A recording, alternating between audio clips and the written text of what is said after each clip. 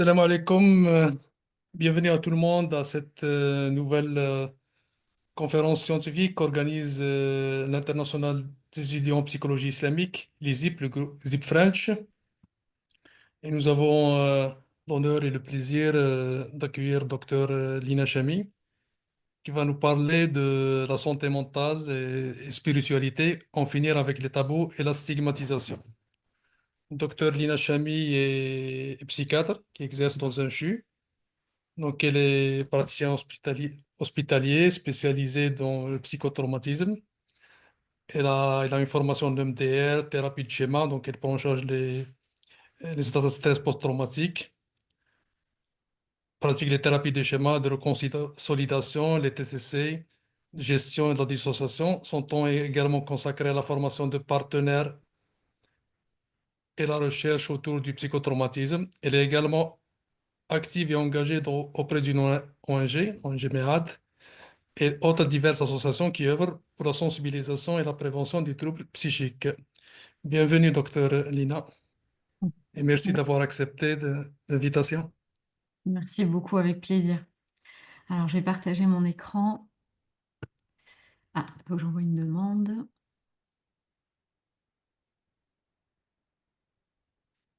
OK. Alors, est-ce que c'est... on est en train de juste me demander une autorisation. Je ne sais pas pourquoi ça me demande une autorisation. D'habitude, je partage sans souci. Ah mince. Donc, je vais vous donner vos codes. D'accord. Ouais. Est-ce que ça me demande de me déconnecter pour partager? C'est bizarre. Ah là, c'est bon, je pense. Est-ce que vous voyez mon écran là? Oui, Super. Alors, hop. Diapo, venir à partir du début, c'est bon. C'est bon là? Oui, je peux commencer alors. Ok, oui. Bismillah ar-Rahman ar-Rahim. Merci beaucoup encore une fois à l'ISIP pour cette invitation qui m'honore également.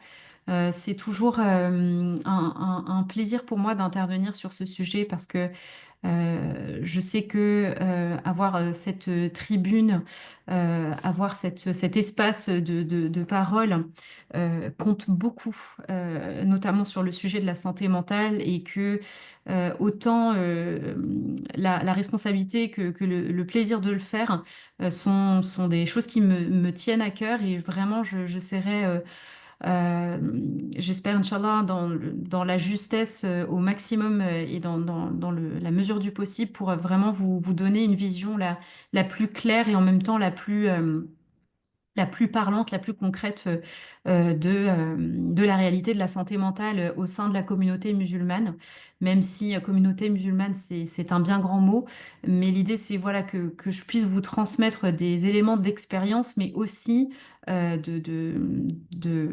connaissances et de savoir autour de la santé mentale et le rapport qu'on entretient avec la santé mentale en islam et dans la communauté. Donc, je vais démarrer sans transition. Le plan, alors, je vais vous partager quelques cas cliniques parce que pour ceux qui me connaissent, peut-être que vous m'avez déjà vu intervenir dans d'autres cadres associatifs, mais j'aime beaucoup raconter des histoires et je trouve que c'est vraiment les histoires qui posent le réalisme de notre métier et de la vie de nos patients.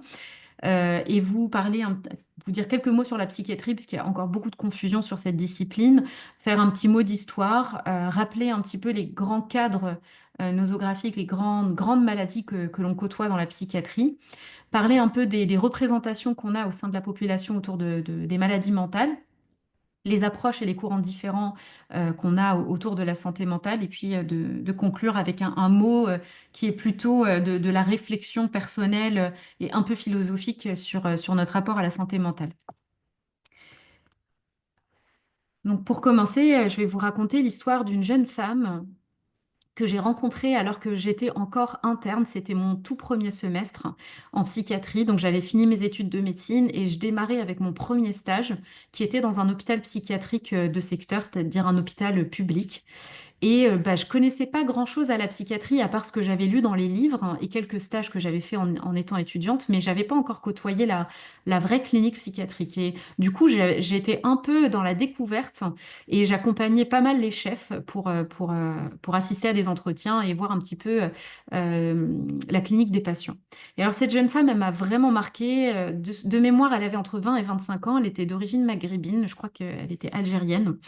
Et en fait, elle est venue accompagnée par ses parents au départ aux urgences psychiatriques parce que depuis quelques jours, elle avait des comportements complètement incohérents, avec des propos très étranges, que en fait, les choses évoluaient depuis quelques mois, mais que ça s'était aggravé en quelques semaines et que les parents étaient très inquiets pour elle. Ils savaient plus du tout comment gérer la situation à la maison. Et cette jeune femme, en fait, elle avait arrêté d'un coup ses études alors qu'elle faisait des études assez prestigieuses. Elle avait coupé avec toutes ses amitiés. Elle s'était vraiment isolée. Et en fait, l'arrivée dans le service a été très difficile. Elle a dû être hospitalisée sans son consentement, mais comme ses parents étaient très impuissants face à la situation, ils n'avaient que d'autre choix que d'accepter cette hospitalisation, même si ils étaient vraiment apeurés à l'idée que ça se passe mal pour leur fille. Et puis, moi, ce qui m'a marqué dans cette expérience-là, c'était un peu la maltraitance institutionnelle que cette jeune femme a subie, alors qu'on était dans quand même un département français où il y avait une bonne communauté musulmane, une communauté maghrébine. Et moi, naïvement, je pensais que l'équipe médicale, infirmière, euh, avait moins de stigmatisation et moins de jugement sur cette population puisqu'il la côtoyait au quotidien. Et en fait, je crois que ça a été la grosse désillusion de me rendre compte que malheureusement, la maltraitance et partout, et que là, en l'occurrence, elle était encore plus présente. Et donc, je constatais de mon œil d'observatrice que l'équipe infirmière était souvent dans la confrontation avec cette patiente, alors que cette patiente était dans un état vraiment coupé de la réalité. Elle était délirante, elle avait des propos vraiment déconnectés du réel des autres. Et donc, les infirmiers, au lieu de venir voilà, la soulager, essayer de répondre à ses angoisses, venaient à la confrontation parce que elle, la thématique de ses délires tournait beaucoup autour de la religion. C'est-à-dire que d'un coup, elle avait mis le voile, elle s'était rapprochée du Coran et c'était inhabituel dans ses pratiques. Et alors, au lieu d'avoir une équipe infirmière qui se dit, bon, elle est dans un état délirant, il venait carrément à la confrontation. Et puis, cette jeune femme, elle avait un vrai déni des troubles. Donc, plus on rentrait dans la confrontation avec elle, et plus elle se braquait et elle refusait les soins. Donc, ça pouvait être très, très tendu. Et alors, moi, j'ai été vraiment, je pense, traumatisée par un entretien qui a été mené par un psychiatre qui, lui aussi, était de la même origine qu'elle. Et il avait reçu la patiente et les parents. Et en fait, je pense que ce psychiatre, après coup, c'est mon analyse, mais il n'avait pas réussi à mettre à distance ses propres représentations de sa religion et les soucis qu'il pouvait avoir, les soucis éthiques et de ses positionnements par rapport à la religion. Et au lieu d'écouter la patiente et être dans une écoute bienveillante et neutre, il est rentré aussi en confrontation avec elle pour la convaincre que le Coran ne servait à rien pour la soigner. Alors, il y a une manière de dire les choses aux patients. Moi, je ne suis pas en train de dire qu'il ne faut pas mettre de traitement, mais je pense qu'il aurait pu la rassurer, l'écouter, être disponible et ne pas rentrer comme ça dans la confrontation et lui dire que de toute façon, lire son Coran, ça servait à rien, etc. Et dénigrer en fait ses croyances religieuses. Donc en fait, il y a eu un vrai dialogue de sourds et moi j'ai assisté à ça. J'avais envie d'intervenir, j'ai rien dit parce que je me suis dit de toute façon, je suis interne, je ne peux pas trop intervenir. Mais c'est vrai que cet entretien m'avait beaucoup marqué et je me suis juré de ne jamais faire comme ce psychiatre a fait. Une autre situation, cette fois-ci, moi je suis plutôt là pour le coup en première ligne. C'était en 2021, donc là j'étais passée assistante des hôpitaux. Là je travaillais aux urgences psychiatriques et en fait je vois un homme arriver, un homme de 40-45 ans arriver en trombe aux urgences psychiatriques, complètement agité, logoréique, c'est-à-dire qu'il parlait très vite, il était exubérant dans sa manière d'être et il pouvait pas tenir en place, il fallait absolument l'installer quelque part et le mettre un peu au calme. Et en fait, la famille, donc il y avait son épouse, il y avait ses enfants, je crois qu'il y avait son frère et sa sœur, donc une famille musulmane. Donc une famille qui dit vraiment on ne le reconnaît plus en l'espace de quelques semaines, il s'est transformé en une autre personne. D'habitude c'est un homme qui est très réservé, un bon papa, avec souvent un habit religieux, alors que là effectivement il était venu aux urgences habillé de la tête aux pieds en vêtements de grande marque, et son épouse qui disait on n'a même pas les moyens d'assumer ça. Et puis il parlait un langage différent aussi, un langage des cités, alors que c'était un papa qui d'habitude parle un langage normal entre guillemets. Et donc son épouse me dit qu'elle est dépassée parce que ça fait plusieurs mois qu'elle porte ça, qu'elle a peur d'aller à l'hôpital parce que elle craint que voilà qu'on garde son mari contre son gré. Donc on a dû l'installer en chambre, discuter avec lui, l'apaiser. Et moi j'ai surtout passé beaucoup de temps avec son épouse. J'ai peut-être pris une heure et demie pour lui expliquer ce que je pensais de la situation de son mari et pourquoi les soins étaient absolument nécessaires. Et elle a accepté de signer finalement l'hospitalisation, mais en étant sereine et en me remerciant. Je ne suis pas allée dans la force, dans le bras de fer et dans ma posture de sachante en lui disant c'est comme ça et pas autrement. Et c'est comme ça qu'elle a accepté l'hospitalisation en ayant le cœur apaisé. Ensuite, j'ai vu Madame A en 2023. C'était une patiente qui m'a été adressée pour un gros psychotraumatisme. Donc là, c'est tout récent, hein, depuis que je travaille dans le psychotrauma. C'est une dame qui a vécu beaucoup de violences conjugales, beaucoup de difficultés à mener son divorce à terme, avec des violences indirectes sur les enfants, puisqu'ils étaient témoins de ces violences. Elle avait des symptômes de troubles de stress post-traumatique très sévères. Donc j'ai dû vraiment, au départ, l'accompagner, et soulager ses symptômes. Et en fait, très rapidement, elle a mis en avant sa foi comme un pilier, comme ce qui l'a soutenue pendant toutes ces épreuves. Et elle me dit souvent, si Dieu n'était pas avec moi, je n'aurais jamais survécu à ce que j'ai vécu avec cet homme. Et donc, elle évoque facilement les versets coraniques qui l'aident, les hadiths, etc. Donc, évidemment que j'ai pris cette ressource comme le cœur du soin pour elle, et qu'on travaille beaucoup autour de ça, même si on fait aussi des séances de MDR et qu'elle avance très très bien. Et c'est justement en s'appuyant sur ce pilier qu'elle a accepté après quelques mois de prendre un traitement antidépresseur parce qu'elle était vraiment déprimée, chose qu'elle n'aurait pas acceptée au départ et peut-être chose qu'elle n'aurait pas acceptée avec un autre psychiatre parce que j'ai pu justement me mettre à sa disposition pour comprendre un peu sa réalité. Alors, quelques mots maintenant après avoir raconté ces histoires, quelques mots sur la psychiatrie. Alors, la psychiatrie, il y a beaucoup de clichés encore qui ont la peau dure autour de cette discipline. On entend beaucoup encore que la psychiatrie, c'est pour les fous, que les schizophrènes sont des gens dangereux, que les psychiatres vont interner les patients pour les shooter aux médicaments, que les médicaments vont rendre dépendants, transformer en légumes, que la maladie mentale, c'est pour les faibles. Alors, la psychiatrie, certes, c'est pour les maladies mentales sévères, mais c'est aussi pour tous les troubles psychiques qu'on peut rencontrer même dans un cabinet de médecins généralistes, comme les troubles anxieux, les dépressions, comme les TOC, les phobies, les troubles de stress post-traumatique, des troubles qui parfois passent complètement inaperçus. Et en fait, la réalité du psychiatre, c'est plutôt ça. Les cas de décompensation psychiatrique sévère comme la schizophrénie, c'est des choses qu'on connaît dans notre pratique, mais qui ne sont pas aussi fréquentes que la dépression ou les troubles anxieux. Ensuite, les schizophrènes, et on reviendra tout à l'heure à cette pathologie, les schizophrènes sont des personnes qui sont davantage vulnérables au danger que dangereuses. Ce sont des gens tellement fragilisés par leur maladie et leur handicap qu'elles sont plus soumises au danger que représentent les autres. C'est des personnes qui peuvent être beaucoup plus influençables, manipulables et vulnérables du fait de leur maladie.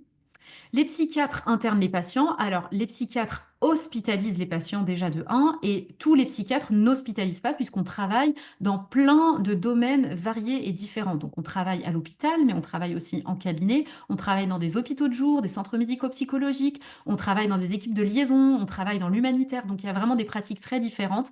Et l'objectif du psychiatre, c'est pas de shooter ses patients, mais c'est de les soigner. Ensuite, on a une représentation autour des médicaments qui rendent dépendants. Alors oui, il y a des classes médicamenteuses qui peuvent créer ce qu'on appelle une accoutumance, mais la plupart des traitements qu'on prescrit sont là pour soigner un état. Pas complètement le guérir, mais pour le soigner.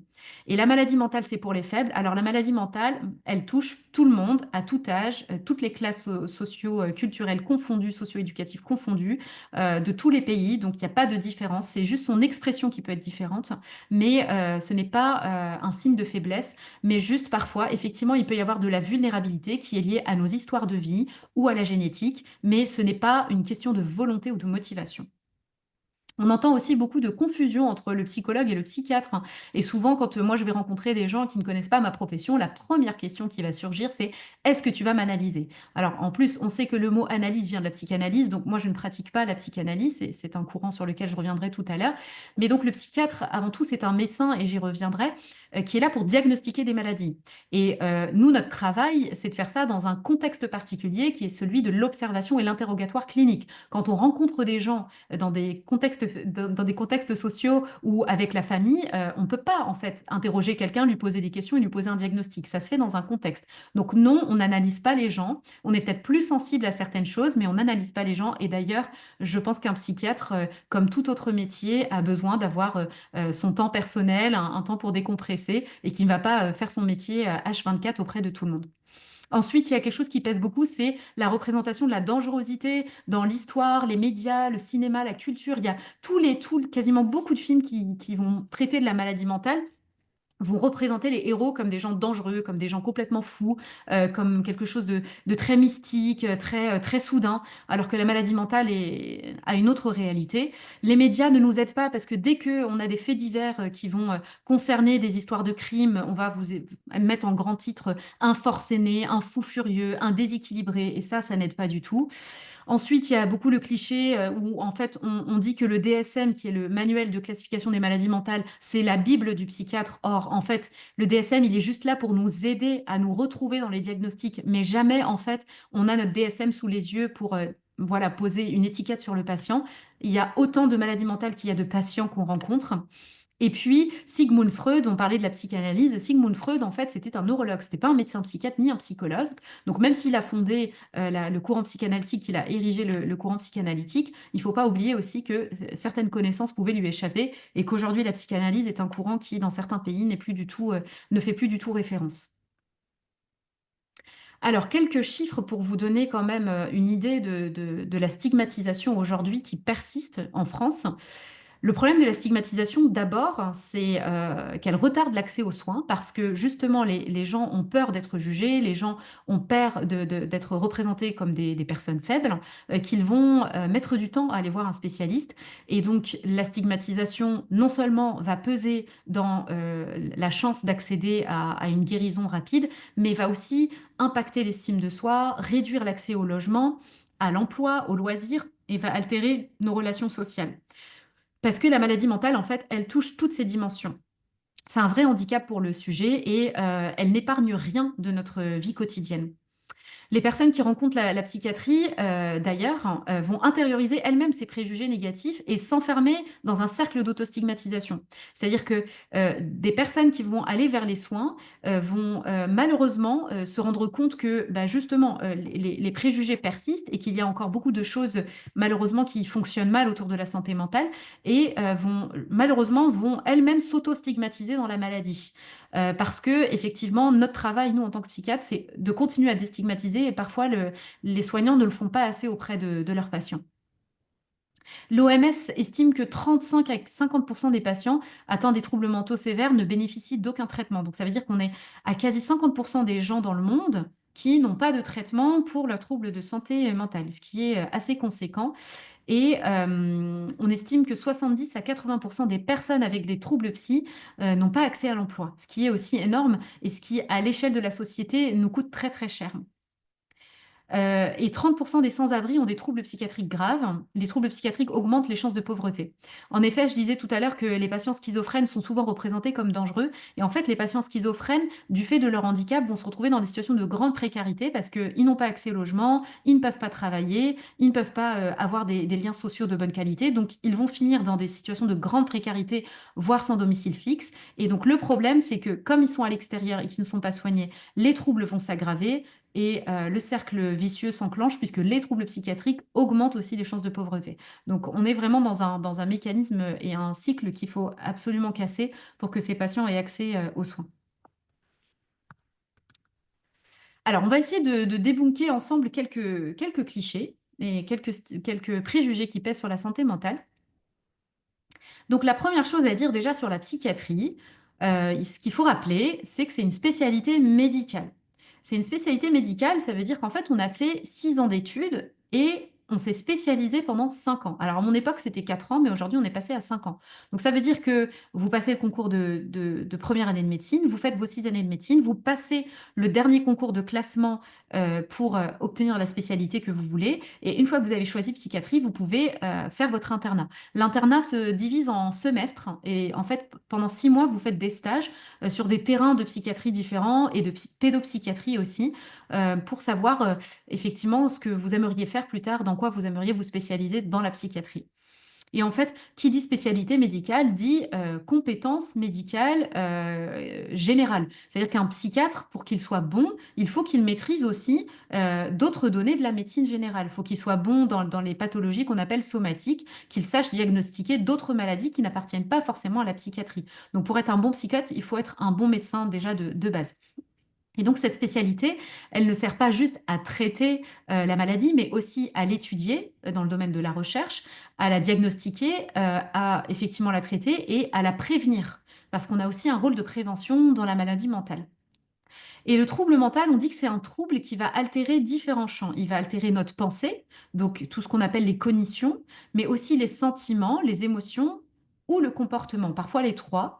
Et le propre du trouble mental, c'est qu'il va générer une souffrance et des difficultés dans la vie du sujet, comme les difficultés d'intégration sociale. Donc il faut qu'il y ait un impact aussi. C'est-à-dire que le patient, quand il vient consulter, il dit bien, j'en souffre, je n'en peux plus, j'ai besoin d'aide. Et l'OMS dit qu'aujourd'hui, un quart des personnes dans le monde souffrent ou souffriront d'un trouble mental, ce qui est conséquent. Et le problème à l'échelle sociale, c'est que la vulnérabilité va entraîner un vrai handicap. Donc, c'est des patients souvent qui ont des dossiers de MDPH qui sont créés. Donc, c'est des dossiers qui donnent accès à l'allocation adulte handicapé et parfois même le stade d'invalidité. Il y a des gens qui ne peuvent vraiment plus travailler à cause de leur maladie mentale.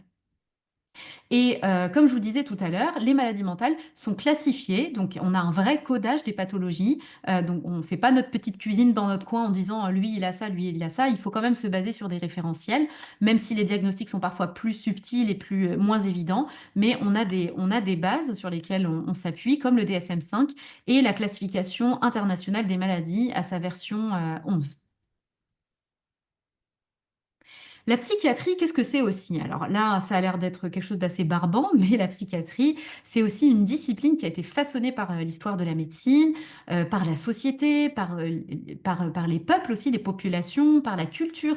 Elle a toujours été en constante évolution et ça l'est encore. C'est encore le cas. La psychiatrie se réfléchit beaucoup en fonction de l'actualité et de la réalité politique, culturelle du pays dans lequel on est. La psychiatrie, c'est aussi une grande diversité des pratiques. Donc, tout à l'heure, je vous disais, le psychiatre, il peut être hospitalier, mais il peut aussi travailler dans la recherche stricte. Il peut travailler en ambulatoire, il peut se spécialiser dans un domaine en particulier, la dépression, la psychose, le psychotrauma, les TOC, le TDAH. Voilà, il y a beaucoup de choses différentes. On peut travailler aussi aux urgences psychiatriques, en cabinet, en téléconsultation, dans l'humanitaire. Donc, voilà, c'est très riche et très varié et on ne s'ennuie pas dans cette discipline. Et il y en a vraiment pour tous les goûts. On peut faire de la neuropsychiatrie, on peut faire de la psychothérapie pure, de la réhabilitation psychosociale, de la psychiatrie nutritionnelle aussi, donc il y a vraiment plein de choses différentes. Et puis c'est une discipline qui intéresse beaucoup le domaine de la recherche et des innovations. Donc on a beaucoup l'entrée de l'intelligence artificielle dans notre discipline, de la réalité virtuelle. On utilise aussi des techniques comme la stimulation magnétique transcrânienne et les traitements injectables de longue durée. Donc je ne vais pas rentrer dans les détails parce on a un délai qui est assez court, mais vraiment, aujourd'hui, la psychiatrie, elle intéresse beaucoup le domaine de l'innovation. Et quand on va dans les grands congrès type Encéphale, par exemple, qui se tient une fois dans l'année, on voit à quel point les startups sont intéressées par le domaine de la psychiatrie et aussi les laboratoires pharmaceutiques. Et c'est un métier au cœur des préoccupations actuelles sur la santé mentale. On s'en rend compte, par exemple, avec le Covid, notamment pour les jeunes. Hein, on a vu à quel point leur santé mentale a flanché. Moi, j'étais un peu aux premières loges puisque j'étais aux urgences psychiatriques à Paris à cette époque-là. Et j'ai vu à quel point, effectivement, les confinements successifs, l'arrêt de la scolarité, la vie en vase clos avec la famille, a impacté la santé mentale des jeunes. Donc, on ne peut pas réfléchir la santé mentale sans réfléchir le contexte social dans lequel on est. Donc, c'est fascinant, la psychiatrie. Alors, quelques mots sur l'histoire de la psychiatrie. J'ai sauté quelques diapos. Qu'est-ce qui s'est passé? Excusez-moi, je ne sais plus où est-ce que j'en suis. Alors, je ne sais pas pourquoi ça a sauté. Navré, hein, je suis désolée, je reprends là où j'étais. Voilà.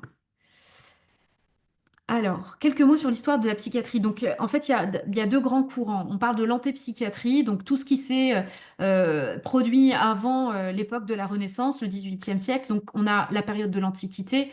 Peut-être que c'est des choses que vous savez déjà, mais à l'Antiquité, on parlait pas du tout de maladie mentale. On avait plutôt un rapport à la folie, entre guillemets, comme quelque chose de l'ordre du châtiment divin, avec une dimension magique, religieuse. Donc, on s'expliquait pas du tout ce qui pouvait se passer dans la tête du sujet, hein. On disait vraiment que ces êtres humains étaient complètement différents et très certainement punis ou possédés.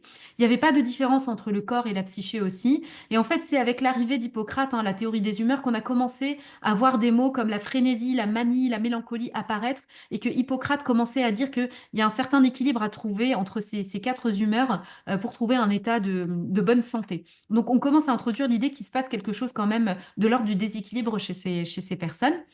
Et puis au Moyen Âge, ça s'est pas du tout arrangé puisque là, on est en plein courant du christianisme, donc les idées de possession démoniaque, diabolique, etc. sont très très mises en avant. Et là, effectivement, on emprisonnait les personnes les plus malades, en tout cas celles qui posaient le plus de problèmes à l'échelle de la société, sans traitement du tout, hein. Ils étaient parqués dans des endroits et complètement isolés avec aussi les autres prisonniers parfois. Et puis on pratiquait l'exorcisme, etc. Et là où ça a été, là où l'histoire a touché à son paroxysme en termes de barbarie, ça a été la chasse aux sorcières et les gens qui étaient brûlés au bûcher, car traités comme fous, possédés, démoniaques. Et puis au XVIIIe siècle, avec la Révolution française et la Renaissance, on commence à voir des choses changer. Alors la prison, là où on mettait toutes ces personnes qui posaient problème, alors, en fait il y avait tout, hein. Il y avait les délinquants, il y avait les malades mentaux, il y avait les enfants orphelins, vraiment tout le monde était mis dans ces endroits. Et puis progressivement, on a commencé à envisager que ces endroits pouvaient être le lieu de soins, mais c'était pas encore le cas. Et là où il commence aussi à avoir une différence, c'est avec l'article 64 du Code de Napoléon, qui commence à introduire l'idée que il n'y a pas de responsabilité pénale quand on est en état de démence. Là, le terme à l'époque, c'était la démence. Donc, on commence à reconnaître qu'il y a des états dans lesquels les personnes se retrouvent qui font qu'elles sont en rupture de contact avec la réalité, qu'elles sont démentes et qu'elles ne sont pas accessibles à un jugement. Donc là, on commence à introduire un peu cette idée.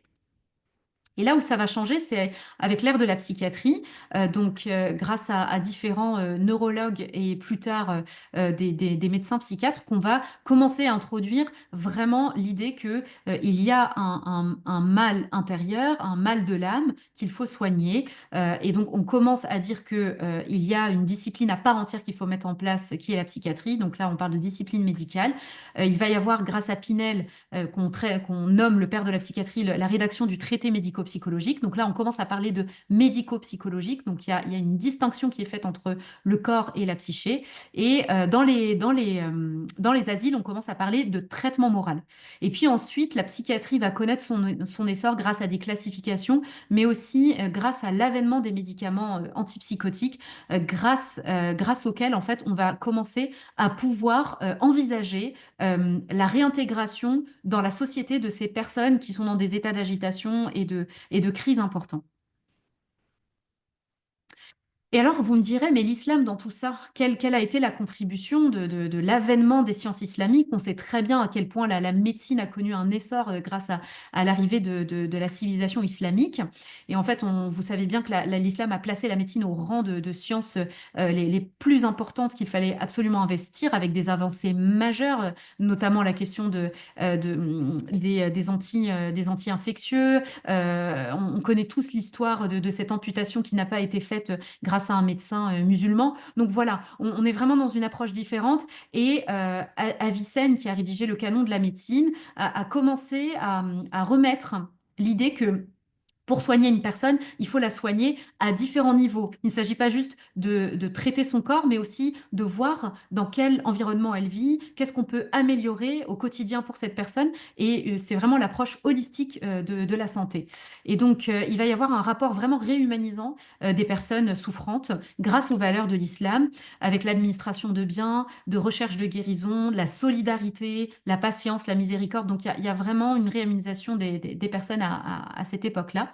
Et puis la psychiatrie va connaître vraiment une avancée considérable grâce à Avicenne. Donc Avicenne va dire que les remèdes psychiques doivent toujours aider la thérapeutique médicamenteuse et la compléter en accroissant la capacité de résistance du malade.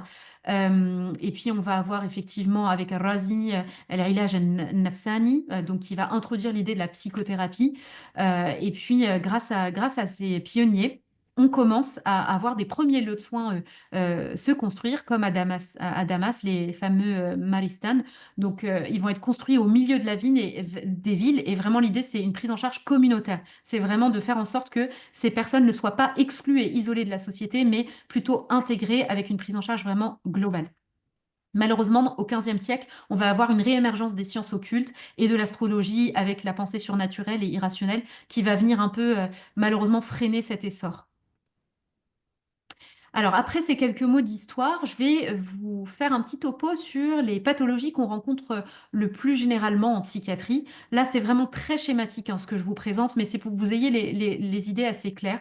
Donc, en fait, on a plusieurs grandes familles de maladies mentales. On a d'abord ce qu'on appelle les troubles de l'humeur, les troubles psychotiques, les troubles anxieux, les troubles de la personnalité, les troubles de l'usage, donc tout ce qui concerne les addictions comportementales et aux produits, et le trouble de stress post-traumatique. Donc, dans les troubles de l'humeur, on a d'abord la dépression. Donc, la dépression, c'est la première cause de handicap dans le monde. Et oui, ça n'a pas l'air comme ça. Souvent, la dépression, on la confond avec ce qu'on appelle les états de déprime passagers de 2, 3, 4 jours où on n'est pas bien parce que voilà, on a appris une mauvaise nouvelle ou qu'on est malade ou que quelque chose dans la famille se passe mal. La dépression, c'est une vraie maladie. Hein. C'est une vraie maladie. Aujourd'hui, on peut même la diagnostiquer sur des imageries. Et c'est une maladie qui n'affecte pas juste l'humeur. C'est-à-dire qu'on n'est pas juste triste et pas bien et le moral dans les chaussettes. Elle va aussi toucher tout le versant psychomoteur du sujet, c'est-à-dire on va avoir un vrai impact sur notre fonctionnalité du quotidien. Donc on peut être très ralenti, on peut avoir une pensée aussi très ralentie aussi, devoir chercher ses mots, devoir chercher ses pensées, être très très très en difficulté pour se concentrer, maintenir une attention. Donc on a une vraie altération au niveau psychomoteur et qui explique d'ailleurs pourquoi beaucoup de gens qui sont dans des états de dépression moyen sévère ne peuvent plus travailler parce qu'il y a une vraie altération à ce niveau-là. Mais ça va aussi altérer tout ce qu'on appelle nos fonctions physiologiques. Donc on va avoir du mal à dormir ou à l'inverse beaucoup dormir, avoir des troubles de l'appétit, trop manger ou pas assez manger, donc prendre ou perdre du poids, être très fatigué, mais c'est une fatigue psychique en plus de physique, avoir des troubles de la libido. Donc vraiment le corps a du mal à fonctionner. Il y a une vraie perte de plaisir, une perte de goût aux choses. Donc non seulement on a des émotions qui sont altérées, des pensées qui sont altérées avec une tristesse, une douleur morale, un sentiment de culpabilité d'être dans cet état d'incompréhension, mais c'est aussi le corps qui est affecté. Et il faut que les symptômes durent plus de 15 jours en général, vraiment pour poser le diagnostic.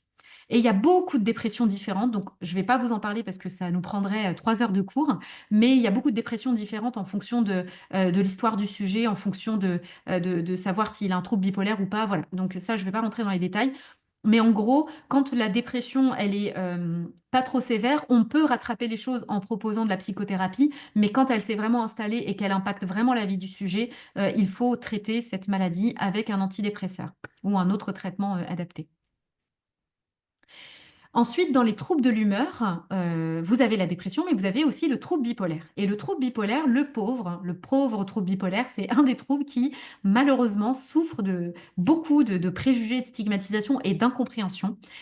Donc, je corrige l'idée tout de suite. Le trouble bipolaire, c'est pas changer d'humeur du jour au lendemain. Et souvent, on entend ça malheureusement dans quelque chose d'assez insultant aussi, de dire à quelqu'un, t'es bipolaire, tu changes d'avis, t'es lunatique. Ça n'a rien à voir. Donc déjà, le trouble bipolaire, c'est une maladie. C'est une maladie très sévère, très lourde à porter, qui accompagne généralement le sujet sur toute sa vie.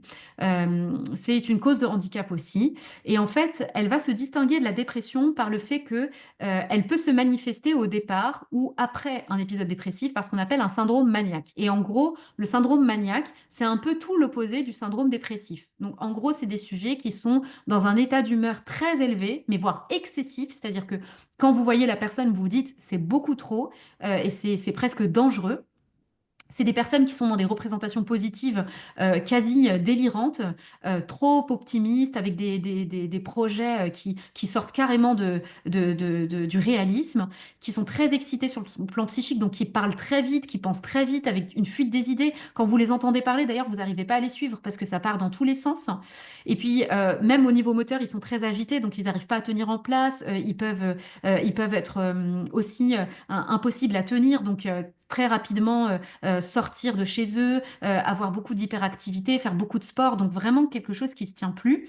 Et en fait, cette situation-là, c'est vraiment une urgence médicale. Souvent, ces patients, ils arrivent à accompagner des policiers ou des pompiers ou de la famille parce qu'ils deviennent carrément ingérables à la maison. Donc, on les reçoit souvent dans un état très avancé. Et l'idée, c'est de devoir, dans l'immédiat, calmer cet état-là, faire redescendre le patient et réfléchir après un traitement qu'on va instaurer, qui est souvent ce qu'on appelle un régulateur de l'humeur. On ne met pas d'antidépresseur dans cette maladie parce que si vous mettez un antidépresseur, justement, ça peut encore plus aggraver le syndrome maniaque. Donc, on met ce qu'on appelle des thymorégulateurs ou un régulateur de l'humeur. Et souvent, ce qu'il faut mettre en place, c'est une hospitalisation avec un traitement au long cours, une prise en charge globale qui se fait par toute une équipe pluridisciplinaire et une protection des biens. Pourquoi? Parce que souvent, ces personnes vont avoir tendance à dépenser beaucoup d'argent et à se mettre en danger sur différents plans. Mais donc, du coup, des fois, c'est des patients qui sont sous tutelle ou curatelle. Mais ça, c'est vraiment dans les formes graves de la maladie. Ensuite, la schizophrénie. Alors ça, c'est une maladie aussi, la pauvre, qui jouit malheureusement, non, qui souffre de beaucoup de stigmatisation. Donc, comme je vous ai dit, déjà, ce qu'on appose à la schizophrénie, c'est la dangerosité, mais il y a aussi un autre cliché sur la schizophrénie, c'est le trouble dissociatif de l'identité. On pense qu'un schizophrène, en fait, c'est plusieurs personnes dans sa tête et plusieurs personnes qui parlent. Alors non, pas du tout. Et la confusion, elle vient du fait qu'il y a des hallucinations, en fait, dans cette maladie, des hallucinations auditives, mais aussi parfois visuelles, qui fait que parfois le patient peut parler tout seul parce qu'il entend une voix, donc il répond à cette voix, et donc on a l'impression qu'il parle à une autre personne. Mais en fait, non, c'est que juste, il est peut-être en train de répondre à la voix qu'il entend. Malheureusement, c'est une maladie qui se déclare assez jeune, souvent chez l'adolescent et le jeune adulte. Et on parle de premier épisode psychotique, d'entrée dans la maladie. Donc souvent, les patients font vraiment un épisode psychotique très sévère. Et ensuite, en général, c'est une maladie qui s'installe, qui va se soigner, mais qui va garder quelques séquelles. Et alors, les symptômes qu'on trouve le plus, d'abord, c'est les symptômes qu'on appelle positifs, avec des idées délirantes, des hallucinations.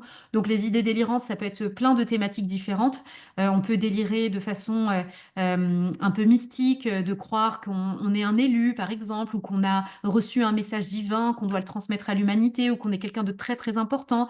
Des délires de grandeur, de penser que on est en contact avec des hommes politiques, des idées aussi qui sont liées à des maladies, avoir peur d'avoir une maladie, ou des idées paranoïaques, de penser qu'on est suivi, qu'on est espionné, qu'il y a des caméras à la maison, etc. Et souvent, ces idées délirantes sont très fortes parce que le patient y croit énormément, quoi. Il y a une vraie adhésion à ces idées délirantes. Les hallucinations, donc c'est des voix, ça peut être des hallucinations aussi dans le corps, hein, des sensations étranges, mais aussi visuelles.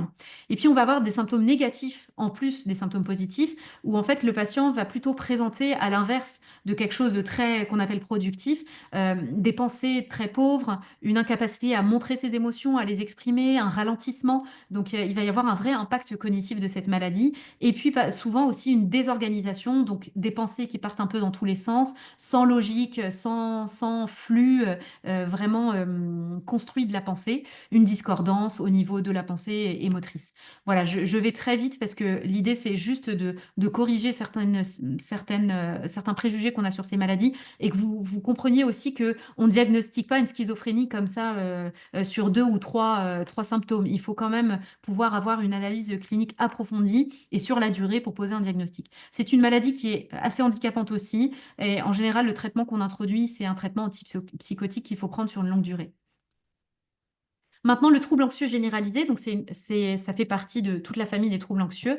Le trouble anxieux généralisé, c'est une maladie qui est assez présente, en tout cas moi que je rencontre très fréquemment dans ma pratique, Et en fait, il ne faut pas faire la confusion entre le trouble anxieux généralisé et l'anxiété. L'anxiété, c'est un symptôme. On peut tous en avoir. On peut tous être anxieux dans la vie. On peut tous ressentir un jour, parce qu'on a traversé quelque chose de difficile, de l'angoisse, avoir mal au ventre, se sentir dans l'appréhension, voilà, être en difficulté pour mener certaines choses, certaines activités, comme parler en public, par exemple, ou passer un examen. Le trouble anxieux généralisé, c'est quand l'anxiété, elle commence vraiment à s'installer, à devenir une maladie. Donc en fait, ces gens vous disent qu'ils ont beaucoup de soucis, beaucoup de préoccupations, mais il n'y a pas vraiment de sujet particulier. Ça peut toucher plein de choses, la santé, les proches, l'argent, l'avenir. Donc il n'y a pas vraiment de source identifiée de l'anxiété. Et puis, il y a vraiment des symptômes physiques en plus, avec des perturbations des fonctions physiologiques. Donc, des gens qui vous disent j'ai mal au ventre, j'ai mal à la tête, j'ai mal au dos. Il y a vraiment un impact physique et des gens qui ont du mal à manger, à dormir. Donc, vraiment, euh, quelque chose qui impacte le corps. Des symptômes qui vont durer plus de 6 mois, qui sont continus, quasiment présents tous les jours, avec vraiment une souffrance du sujet. Donc là, on peut parler de troubles anxieux généralisés. Ensuite, vous avez le TOC. Le TOC, c'est différent. Le TOC, en fait, c'est une pathologie qui est assez, qui est assez rencontrée en psychiatrie et qui est très invalidante. Mais du coup, là, pour le coup, il y a pas d'anxiété diffuse. Ça va vraiment toucher des choses particulières. Il va y avoir des obsessions qui vont toucher des thématiques particulières avec des compulsions.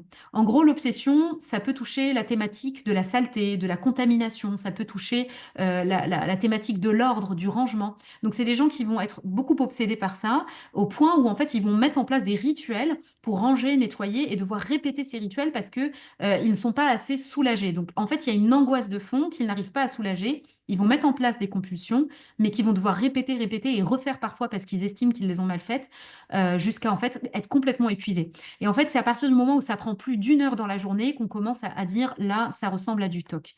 Et malheureusement, cette maladie, en fait, elle est sous-diagnostiquée. Elle arrive à un âge jeune et elle a vraiment un impact sur la vie du sujet parce que imaginez quelqu'un qui met 1 heure chaque matin ou 2 heures à nettoyer sa maison ou à vérifier si sa serrure est bien fermée, il va être en retard au travail, il va pas pouvoir aller au travail, etc. Donc il y a vraiment malheureusement un effet domino sur toute sa vie. Ensuite, je vais vous parler du trouble de stress post-traumatique puisque c'est la clinique que je rencontre le plus fréquemment dans ma pratique. Donc, le trouble de stress post-traumatique, c'est important de le connaître parce que généralement, c'est malheureusement un trouble que moi je dis larvé, c'est-à-dire qu'il va se cacher en fait, il va se mettre dans un petit cocon comme la chenille dans son cocon. Et souvent, en fait, les gens, on va les rencontrer quand ils sont à un stade de dépression sévère ou un stade de TOC sévère. Et quand on va leur poser beaucoup de questions, qu'on va prendre le temps, on va se rendre compte qu'il y a un trouble de stress post-traumatique à l'origine qui s'est compliqué d'une dépression.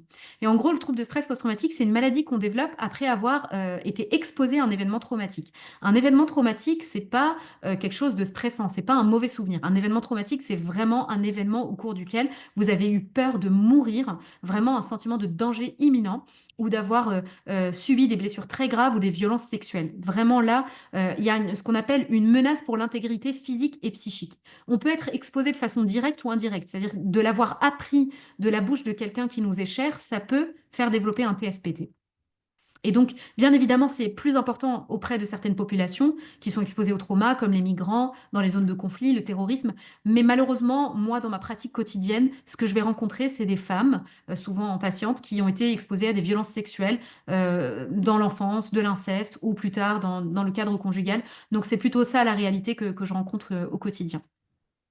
Alors attention, c'est pas parce que on a vécu un événement traumatique qu'on développe un trouble de stress post-traumatique. C'est pas obligatoire. L'être humain a des capacités de résilience et de reconstruction très fortes, qui fait que, en général, c'est 10% de la population qui développe un trouble de stress post-traumatique après avoir vécu un événement traumatique. Et souvent, c'est des gens qui en ont vécu plusieurs d'affilée et souvent depuis l'enfance. Après, on va avoir d'autres troubles qu'on rencontre. Il y a les troubles de personnalité, le burn-out, la crise suicidaire, des troubles très spécifiques comme le TDAH, le trouble du comportement alimentaire, l'anorexie, la boulimie, les troubles du spectre autistique. Donc ça, vraiment, c'est de la psychiatrie spécialisée. Mais voilà, comme je vous disais, c'est une discipline très riche, très vaste, très variée. Donc vraiment, on en a pour tous les goûts. Avant de vous faire un mot d'ouverture sur notre rapport à la santé mentale en islam, je me suis quand même intéressée à voir s'il y avait des publications sur le sujet. Et j'ai trouvé alors un article qui date de 2013 et qui s'intéressait aux représentations de la maladie mentale en population musulmane. Et en gros, en fait, ils ont interrogé 3 groupes. Il y avait un groupe donc, où ils sont allés à la rencontre d'une population du Maghreb, à Tunis, à Alger et à Tanger. Donc c'est le groupe TTA. Et dans l'ensemble de ce groupe, la plupart étaient musulmans. Et puis, vous aviez un ensemble de sujets qui étaient interrogés du Nord-Pas-de-Calais, musulmans aussi. Et le groupe témoin, le groupe de référence, c'était un groupe du Nord-Pas-de-Calais, mais non musulman. Voilà. Donc, l'idée, c'était de savoir est-ce qu'il y a des différences de représentation entre ces trois groupes par rapport à la santé mentale, par rapport aux soins. Et alors, les résultats sont intéressants. Donc, les questions qu'on a posées, c'est qu'est-ce que vous pensez de la folie, de la maladie mentale, de la dépression, du suicide? Et puis, qu'est-ce que vous pensez des thérapies traditionnelles, comme la ruqya par exemple, et les autres soins dans la prise en charge des thérapeutiques des populations musulmanes? Et donc, ce qui est apparu, par exemple, sur la représentation de la folie et de la dépression, c'est que l'origine magico-religieuse, qu'on pourrait penser très évoquée dans la population du Maghreb, le groupe TTA, eh ben, elle n'est pas si importante que ça. Donc, les gens arrivent à reconnaître qu'il y a une maladie et qu'il il faut peut-être, effectivement, avoir accès à des soins généraux. Même si, effectivement, l'origine magico-religieuse était quand même plus citée dans le groupe du Maghreb. On s'est aperçu aussi que le fou et le malade mental sont majoritairement considérés comme exclus de leur famille et de la société, et qu'il existe peu, voire pas de différence entre les différents groupes, en fait, par rapport à ça. Donc tout le monde partageait cette idée-là. En revanche, là où c'est intéressant, c'est que le dépressif, il est considéré plus exclu de la société et de la famille dans le groupe du Maghreb par rapport au groupe Nord-Pas-de-Calais et au groupe témoin. Et en fait, vous verrez plus tard, le dépressif, pourquoi on le considère plus exclu? Parce que on considère que la dépression, c'est une question de bonne volonté, en fait, de responsabilité individuelle. Tandis que le fou, le malade mental, lui, il est plutôt considéré comme moins responsable de ses actes chez les musulmans du Maghreb. Sur la représentation des recours aux soins en cas de trouble mental, les personnes interrogées dans les trois groupes conseillent en premier lieu la consultation d'un professionnel de psychiatrie, un proche fou entre guillemets, ou malade mental ou dépressif. Donc on voit bien qu'il n'y a pas de réticence à aller voir quelqu'un du domaine de la psychiatrie. Le recours aux prises en charge religieuses et magico-religieuses est moins cité également, donc dans les trois populations. Et s'agissant d'un proche dépressif, le groupe du Maghreb accepterait moins de soigner ce proche au domicile par rapport aux deux autres groupes. Voilà. Donc, en fait, dans le groupe du Maghreb, on se rend compte que celui qui est considéré comme complètement fou, lui, il faut le garder à la maison, il faut le soigner, il faut le tenir. Tandis que le dépressif, il souffre encore un petit peu de stigmatisation parce qu'on considère qu'il est un peu responsable de son état. Alors, quelles sont les conclusions sur les maladies mentales? C'est que même si l'origine magico-religieuse de la folie, comme des autres troubles mentaux, est relevée plus souvent chez les musulmans pratiquants, celle-ci reste minoritaire. Le dépressif est plutôt considéré comme plus responsable de sa maladie et plus exclu de la société au Maghreb qu'en France. Et le suicide est plus fréquemment associé à la folie et à la maladie mentale en milieu maghrébin, ce qui pourrait permettre une sorte de déresponsabilisation du sujet et de lui éviter toute punition divine. Et en ce qui concerne les soins maintenant, il y a une remise en question de la conception traditionnelle. Donc il y a une orientation massive vers les structures de soins psychiatriques dans les trois villes du Maghreb. Les pratiques religieuses et magico-religieuses sont loin d'être majoritaires. Et l'accueil au domicile du malade est privilégié dans les groupes musulmans pratiquants par rapport aux groupes témoins. Il y a des limites quand même à cette étude, c'est déjà le biais de sélection. Est-ce que les trois villes, les personnes qui ont été citées étaient... il y avait des personnes qui étaient réticentes à répondre, pourquoi? Est-ce que les trois villes du Maghreb sont-elles représentatives de la population générale? Est-ce que la dépression, finalement, c'est considéré comme un mal occidental et donc on est plus réticent à l'entendre? Et du coup, finalement, la conclusion des auteurs, c'est de dire qu'il faut laisser le patient exprimer librement sa foi et sa religion pour favoriser une prise en charge globale, ce qui est assez évident pour tout le monde aujourd'hui. Pourtant, alors je trouve que l'étude, elle est assez surprenante, mais pourtant aujourd'hui, on le voit bien, et si on me sollicite aujourd'hui pour intervenir sur la question, c'est qu'il y a encore un problème. Donc pourquoi il y a des difficultés encore réelles et concrètes à accepter l'idée qu'il faut aller consulter un professionnel autour de la maladie mentale et que la maladie mentale, ce n'est pas une production de l'esprit, que c'est bien des pathologies qu'il faut soigner et prendre en charge. Alors, la première hypothèse que moi j'aimais, c'est que la maladie mentale, peut-être, elle est vue comme un blasphème. Parce qu'on se dit, si je suis un mauvais musulman, si je vais mal, c'est que je suis un mauvais musulman, c'est qu'il y a quelque chose que je fais mal. Et alors moi, mon hypothèse, et après, voilà, tout ça se discute, c'est que je pense qu'aujourd'hui, et plus que jamais, on érige l'islam un peu comme la solution à notre mal-être, dans le sens où si tu pratiques ton islam, si tu es un fervent croyant, si tu t'accroches à ton Coran, etc., le mal ne peut pas t'atteindre, dans le sens où tu ne pourras pas tomber malade. Et que si tu tombes malade, ça veut dire que ta foi est défaillante. Alors, je dis pas qu'il n'y a pas d'influence de notre pratique religieuse sur notre état de santé, de bien-être et physique et psychique, mais bien évidemment que cette injonction à la sérénité peut être culpabilisante pour quelqu'un qui est vraiment malade, qui a fait tout ce qu'il fallait, mais qui malheureusement a, je sais pas, une prédisposition héréditaire, génétique, ou traverse des adversités, des traumatismes dans la vie qui font qu'il tombe malade. Aujourd'hui, c'est compliqué d'aller voir quelqu'un qui a vécu en zone de guerre sous des bombardements et de lui dire, voilà, alors accroche-toi à ta foi, bien évidemment, accroche-toi à ta foi, mais tu es malade, va voir un spécialiste aussi. Il faut faire les deux. Donc, je pense que cette injonction à la sérénité vient culpabiliser les gens et vient malheureusement les renfermer dans le silence pour exprimer leur souffrance. C'est-à-dire que à partir du moment où je dis que je souffre et que malgré tout ce que j'ai mis en place dans ma foi pour aller bien, je ne vais pas bien, c'est comme si j'étais un mauvais musulman et que j'étais puni ou que j'étais un cas désespéré. Et moi, j'ai une patiente comme ça qui dit, je comprends pas, je dois être punie, je comprends pas pourquoi je suis dans cet état-là. Et j'ai beau lui expliquer que c'est peut-être parce qu'elle est malade qu'elle est dans cet état-là, elle a du mal en fait à l'entendre. Donc, c'est la question de l'incompatibilité de la souffrance morale avec la spiritualité. Donc, si on est un bon musulman, forcément, on ne souffre pas. Alors, non, et on le voit dans tous les récits prophétiques que la souffrance a touché tout le monde, qu'elle ne fait pas de distinction.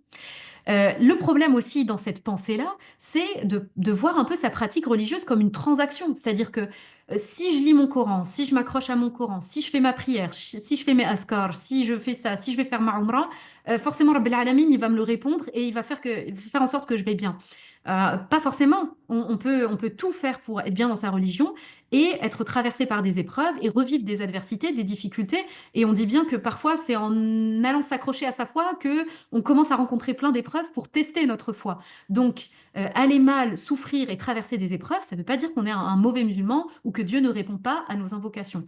Donc, l'islam n'est pas une transaction qu'on passe avec Dieu où forcément si je fais ça, eh ben, ça va me faire ça. Si on est dans cette attente-là, on risque vraiment de tomber dans des cas graves de maladie mentale et de chuter aussi, d'être dans la désillusion totale.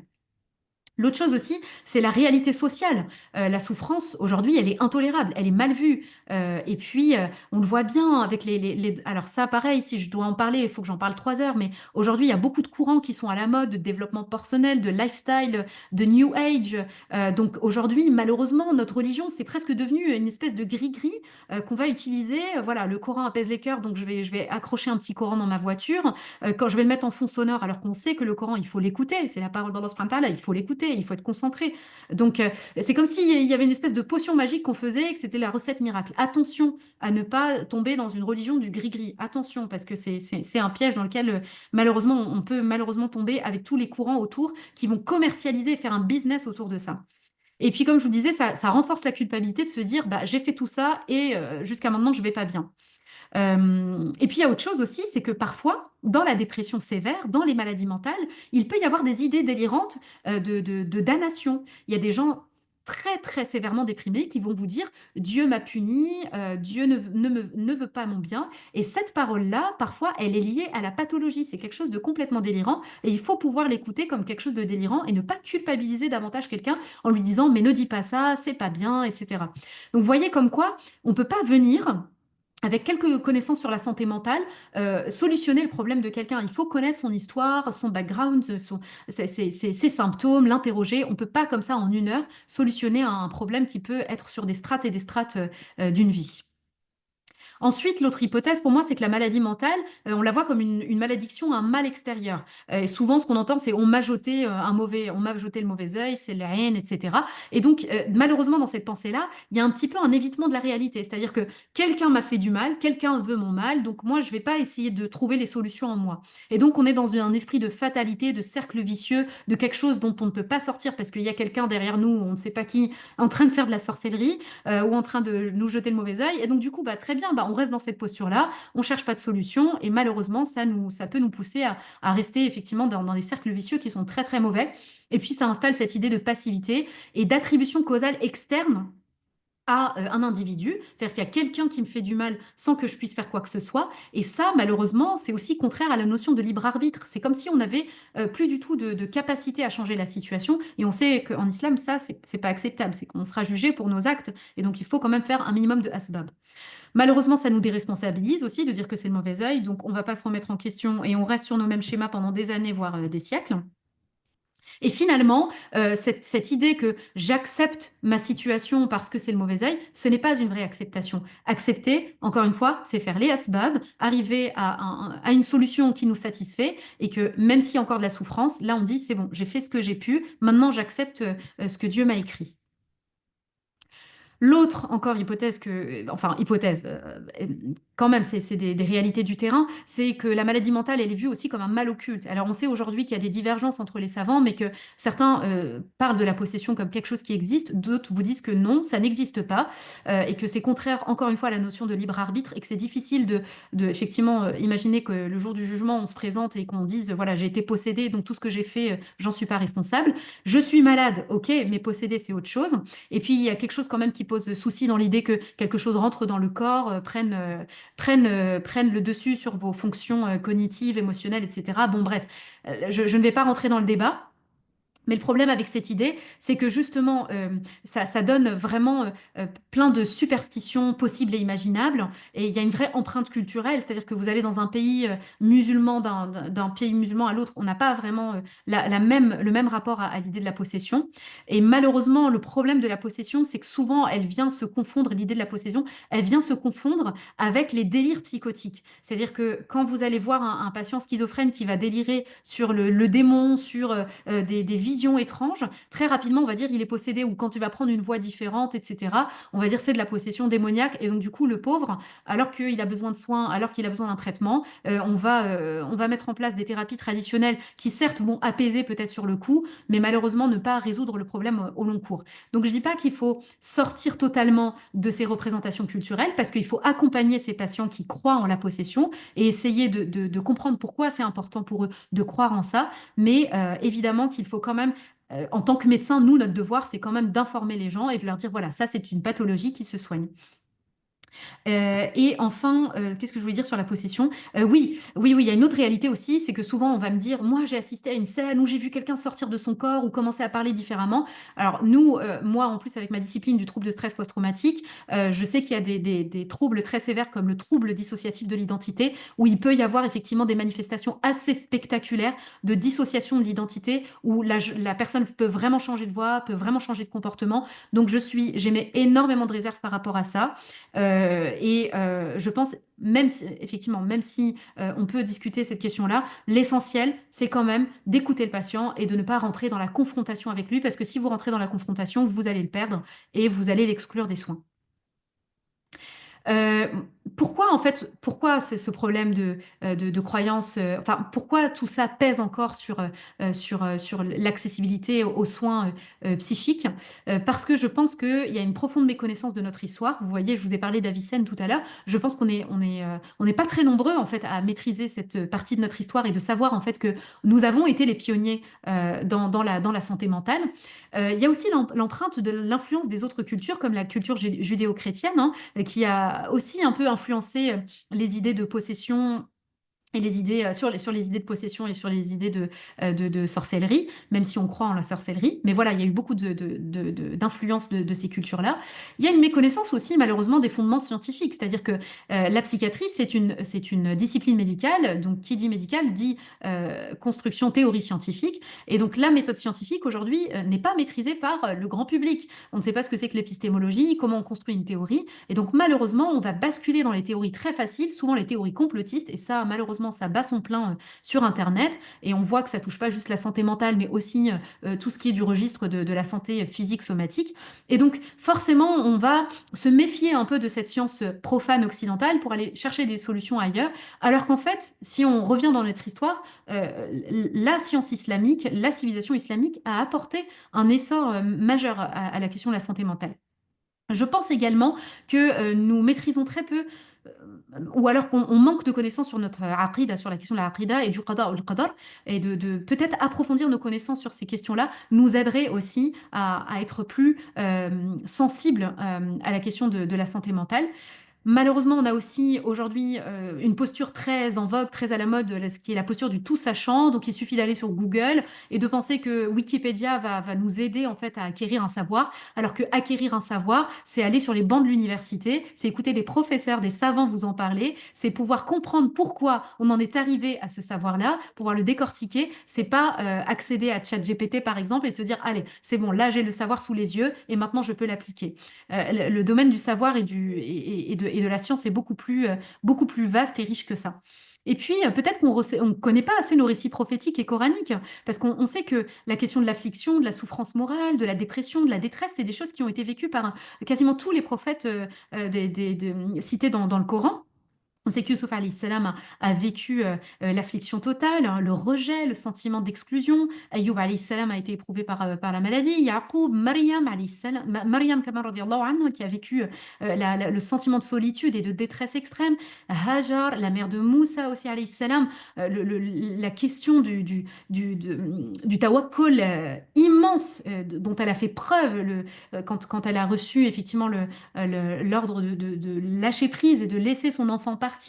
Vraiment, je pense qu'on a besoin d'être un petit peu plus imprégné de ces récits-là et d'aller écouter ce qui se cache derrière en termes de vulnérabilité humaine, mais aussi de force humaine. J'arrive bientôt à la fin.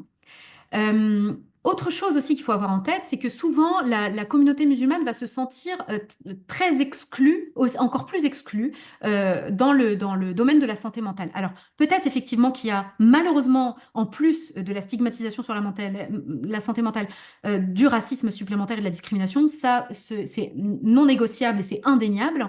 Mais il faut savoir que quand on va chercher à accéder aux soins et quand on tombe sur un psychiatre qui a 20 minutes de consultation ou qui ne peut pas vous recevoir ou que dans l'hôpital psychiatrique, les conditions sont tellement délabrées qu'on a juste envie de partir en courant de l'hôpital, ça touche tout le monde, ça touche toute la population française. Malheureusement, aujourd'hui, la psychiatrie, c'est le parent pauvre de la médecine, ça ne va pas s'arranger. J'ai vraiment un discours pessimiste là-dessus.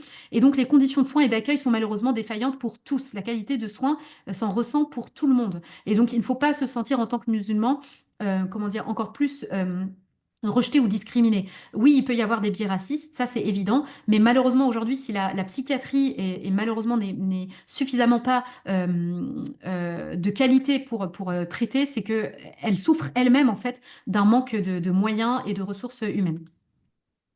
Donc maintenant le rôle du psy musulman, parce que ça c'est souvent une question qu'on me pose, c'est voilà, est-ce que je dois aller voir de préférence un psy musulman versus un non musulman? Moi souvent la réponse que je donne c'est quelle est ta problématique et est-ce que tu penses que ta problématique nécessite que ton psy soit un minimum connaisseur de ta foi, de tes croyances, de ta représentation du monde? Parce que si c'est de la dépression sévère, et que tu as besoin d'un traitement, va voir quelqu'un de compétent. Moi, ce qui est important pour moi, c'est que tu ailles voir un psychiatre qui maîtrise son métier, qui maîtrise sa spécialité et qui saura te prescrire un traitement qui est bon et qui est indiqué. Donc l'idée, c'est d'aller chercher l'expert, le professionnel. Après, sur les problématiques qui peuvent toucher à la vie, aux enfants, l'éducation des enfants, la thérapie de couple, oui, ça peut être intéressant d'avoir quelqu'un qui a ces connaissances-là, mais sachez que moi, dans toute ma pratique et mon expérience professionnelle, j'ai eu des collègues non musulmans qui ont été beaucoup plus empathique, à l'écoute et compréhensif de la réalité d'un patient musulman que la première expérience dont je vous ai parlé, ce psychiatre-là qui m'a traumatisée, qui n'a pas du tout été à l'écoute de cette patiente parce que je crois qu'il avait ses propres soucis, ses propres frustrations par rapport à son islam et qu'il a été dans la confrontation. Donc l'essentiel, c'est que le psychiatre soit bon et qu'il soit compétent dans son domaine. Alors, il y a différentes approches pour améliorer notre prise en charge du patient qui est de confession musulmane. Donc, on a vu naître l'ethnopsychiatrie avec la question de l'influence de la culture sur l'interprétation de la maladie. Aujourd'hui, ce qu'on connaît le plus comme un petit peu comme référence, c'est l'hôpital d'Avicenne où il y a la maison des adolescents, mais aussi toute une filière de consultation transculturelle. Voilà, donc l'idée, c'est d'amener le clinicien à se remettre en question, élargir la clinique aux questions sociales, géopolitiques, géopolitique et historique. Donc ça, c'est beaucoup porté aussi par le professeur Marie-Rose Moreau, qui parle aussi de la notion de misdiagnosis. Elle explique par exemple qu'il y a des dépressions dans la population maghrébine qui ressemblent à des états de schizophrénie, mais en fait, c'est parce que souvent, c'est des patients qui ont du mal à dire qu'ils sont tristes, qu'ils vont pas bien ou qu'ils ont des problèmes familiaux. Et donc, au lieu de le verbaliser comme ça, ils préfèrent utiliser les termes du registre de la possession, la sorcellerie, parce qu'il y a trop de honte à dire je vais mal, je me sens mal. Voilà. Donc ça, c'est les faux diagnostics, il faut s'en méfier. Et puis maintenant, alors ça, je vais pas en parler parce qu'il y a des gens beaucoup plus compétents que moi là, qui sont présents, qui pourront vous en parler. Mais effectivement, il y a tous les sorts de la psychologie islamique. Et moi, je pense que c'est une chose extraordinaire à laquelle on assiste et que maintenant, il faut effectivement s'appuyer sur nos connaissances islamiques, se replonger dans les sciences du Coran et de la Sunna pour avoir aussi une meilleure approche, de meilleures perspectives sur la santé mentale. Et je pense qu'on peut avec en plus ces connaissances-là, même accompagner des patients non musulmans, tellement on a des outils de résilience qui sont très forts à apporter. Donc la spiritualité va vraiment rester au cœur de la prise en charge. J'arrive bientôt à la fin, promis. Donc, l'idée, c'est d'intégrer la connaissance et la sagesse islamique parce que finalement, on va vraiment tomber dans un cercle vicieux, pardon, un cercle vertueux. Donc, d'un point de vue spirituel, déjà, travailler son tawakkul, la question de l'acceptation, rida, la patience dans l'endurance et l'action. La patience, c'est pas la passivité. La patience, c'est aller chercher les asbab, c'est travailler, c'est chercher les solutions et l'action.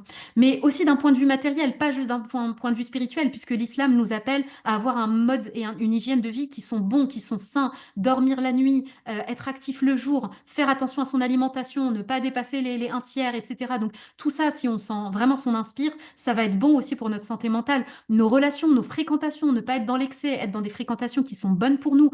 En fait, on trouve énormément de réponses déjà dans notre sunna et dans notre Coran. Et puis l'absence d'excès et d'outrance aussi, c'est bon aussi ces choses-là, d'être toujours dans la juste mesure et jamais dans l'excès. À l'échelle individuelle, l'islam nous pousse à devenir une meilleure version de nous-mêmes, à chercher des réponses à travers la science et la sagesse de la foi, s'en remettre aux professionnels, comme le prophète sallallahu alayhi wa sallam le faisait aussi, cultiver l'autocompassion, réguler ses émotions. Par exemple, quand on apprend les 99 noms d'Allah subhanahu wa ta'ala, on voit à quel point la question de l'amour, de la patience, de la rahma sont fréquents. Et donc, cette rahma, il faut aussi la cultiver envers les autres, mais aussi envers soi, et toujours faire preuve d'amour pour soi et chercher en fait à trouver des solutions, pas dans la punition et dans la détestation de soi, mais dans la compassion de soi. Et puis valoriser la santé, se détacher de la dunya, tout ça, c'est des choses qui nous aident aussi à monter en grade.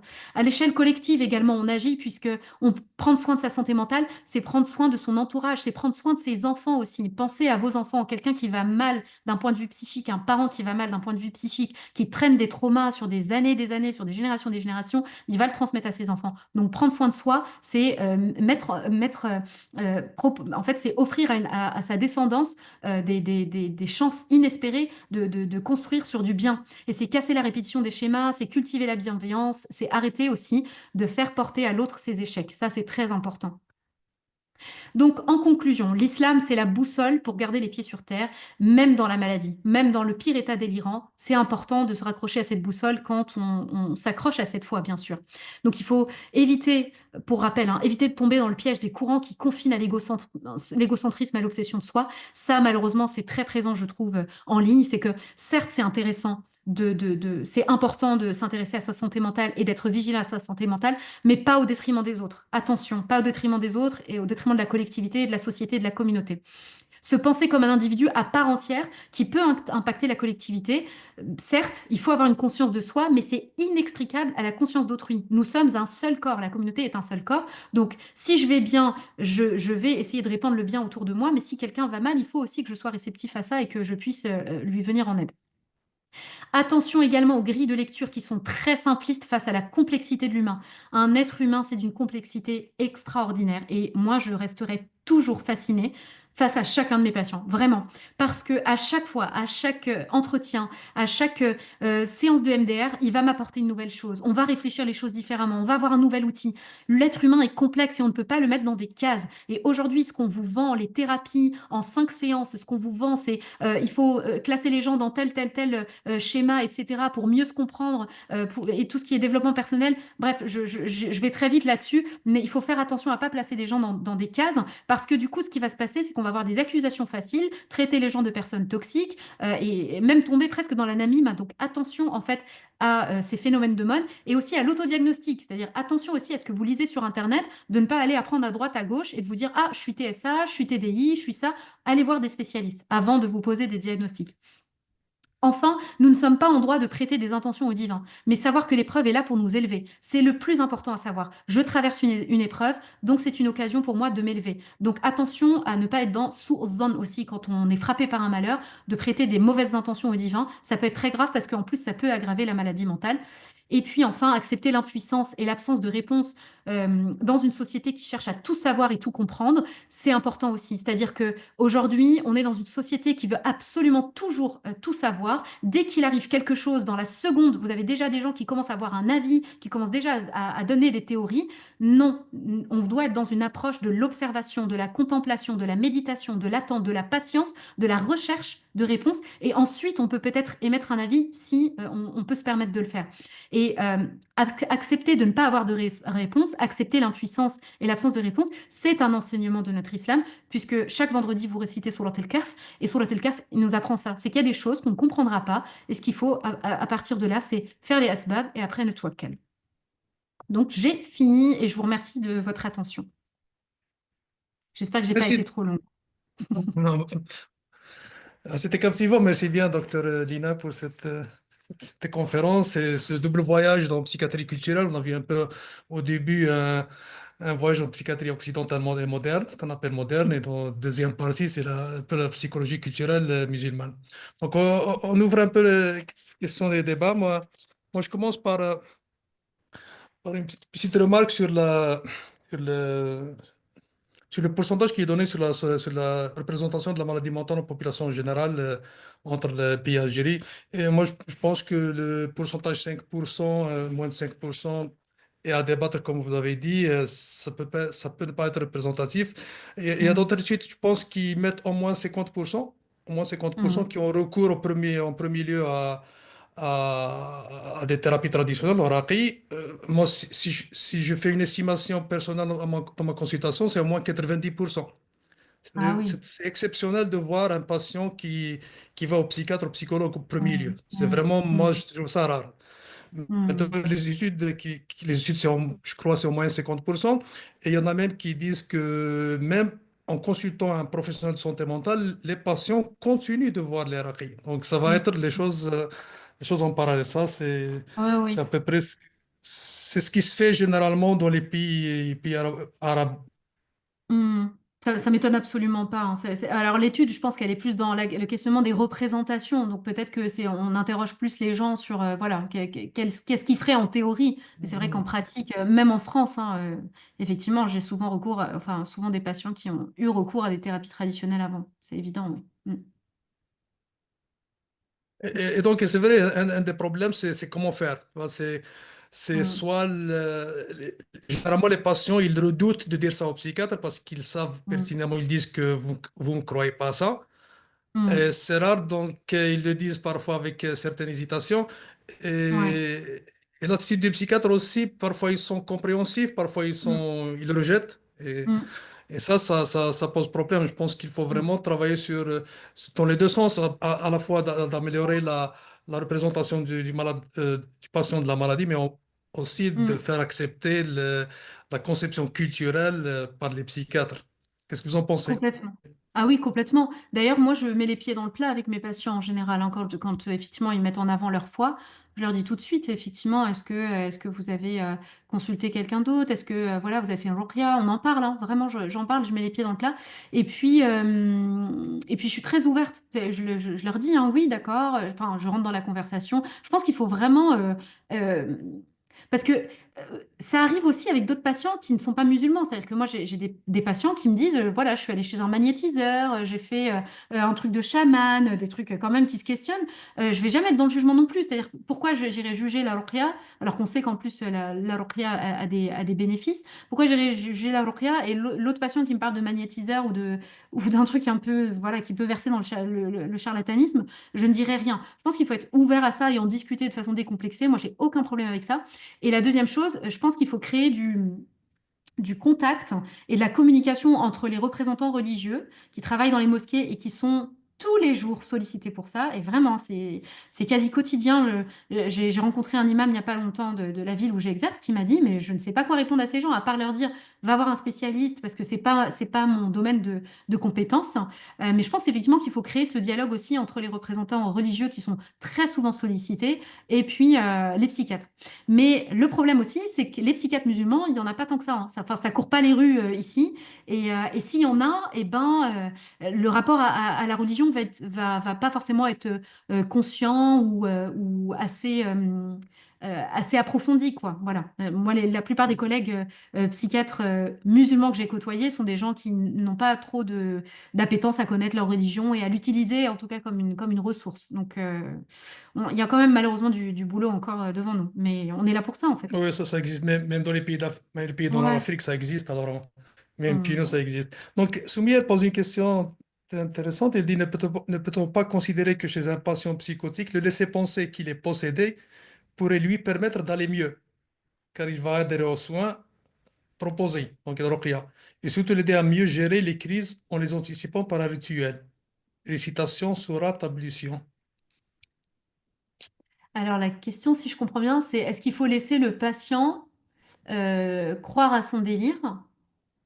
C'est ça? Oui, renforcer. S'il est possédé, renforcer là, parce que là, ça va le faire. Moi, je croyais qu'elle allait vers la question de soins, mais elle Ouais. pense que ce qui va aller dans la thérapie traditionnelle. Ouais. Alors, moi, ce que je répondrais déjà, c'est le patient qui, effectivement, a un délire de possession. Souvent, c'est un patient qui va avoir d'autres types de délires, hein. Il y a pas, enfin, et puis, c'est pas évident, hein. Un délire, faut le voir en pratique clinique. Le patient, il vient pas vous expliquer un délire comme on lirait un script de cinéma. C'est très confus. Il peut avoir les regards un peu jetés à droite à gauche. Et parfois, il peut être silencieux parce qu'il entend une voix. Donc, c'est pas une clinique évidente, hein, souvent.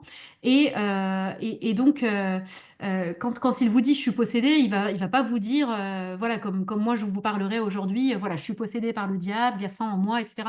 C'est des gens qui sont dans un état vraiment coupé de la réalité et en grande souffrance. Donc c'est compliqué pour moi en tout cas en tant que psychiatre, en tant que médecin, de voir un patient dans cet état de souffrance et de lui dire, très bien, bah, ok, vous êtes possédé, donc venez, on va faire un ruqya ensemble, parce que je sais que dans un premier temps, il faut qu'il ait un traitement pour soulager son état, et de deux, la ruqya, elle demande un état de disposition psychique, mentale, physique, qui le rende conscient de ce qu'il est en train de faire. Une ruqya ne doit pas être fait aux dépens d'une personne qui est dans un état d'altération, de discernement. Donc, une personne qui s'engage dans une ruqya, c'est une personne qui doit être consciente de ce qu'elle fait. Voilà, moi, en tout cas, c'est comme ça que je l'ai appris. Et pour répondre à la question de la possession et du délire, la question aussi, moi, qui m'embête en tant que médecin, c'est ok, très bien, on dit au patient, vous êtes délirant, vous êtes possédé. On n'est pas en train de lui expliquer qu'il souffre d'une maladie. On est en train de lui dire, la réalité est celle-ci. Et donc, du coup, on est aussi dans un danger de le pousser à ne pas justement entendre son diagnostic, entendre sa maladie et laisser des années et des années passer sans prendre de médicaments. Et ça, on sait aujourd'hui que c'est des pathologies que si elles évoluent sans médicaments, elles ont tendance à détériorer, en fait, elles grignotent le cerveau, hein, pour le dire de façon très schématique et familière, elles grignotent le cerveau, et en grignotant le cerveau, elles font perdre des capacités cognitives, émotionnelles, elles causent vraiment du handicap. Donc moi, en tant que médecin, je ne peux pas rentrer dans le jeu du patient et lui dire, voilà, c'est OK, vous êtes... Mais par contre, je ne vais pas rentrer non plus dans la confrontation. Ça sert à rien de venir raisonner quelqu'un qui délire.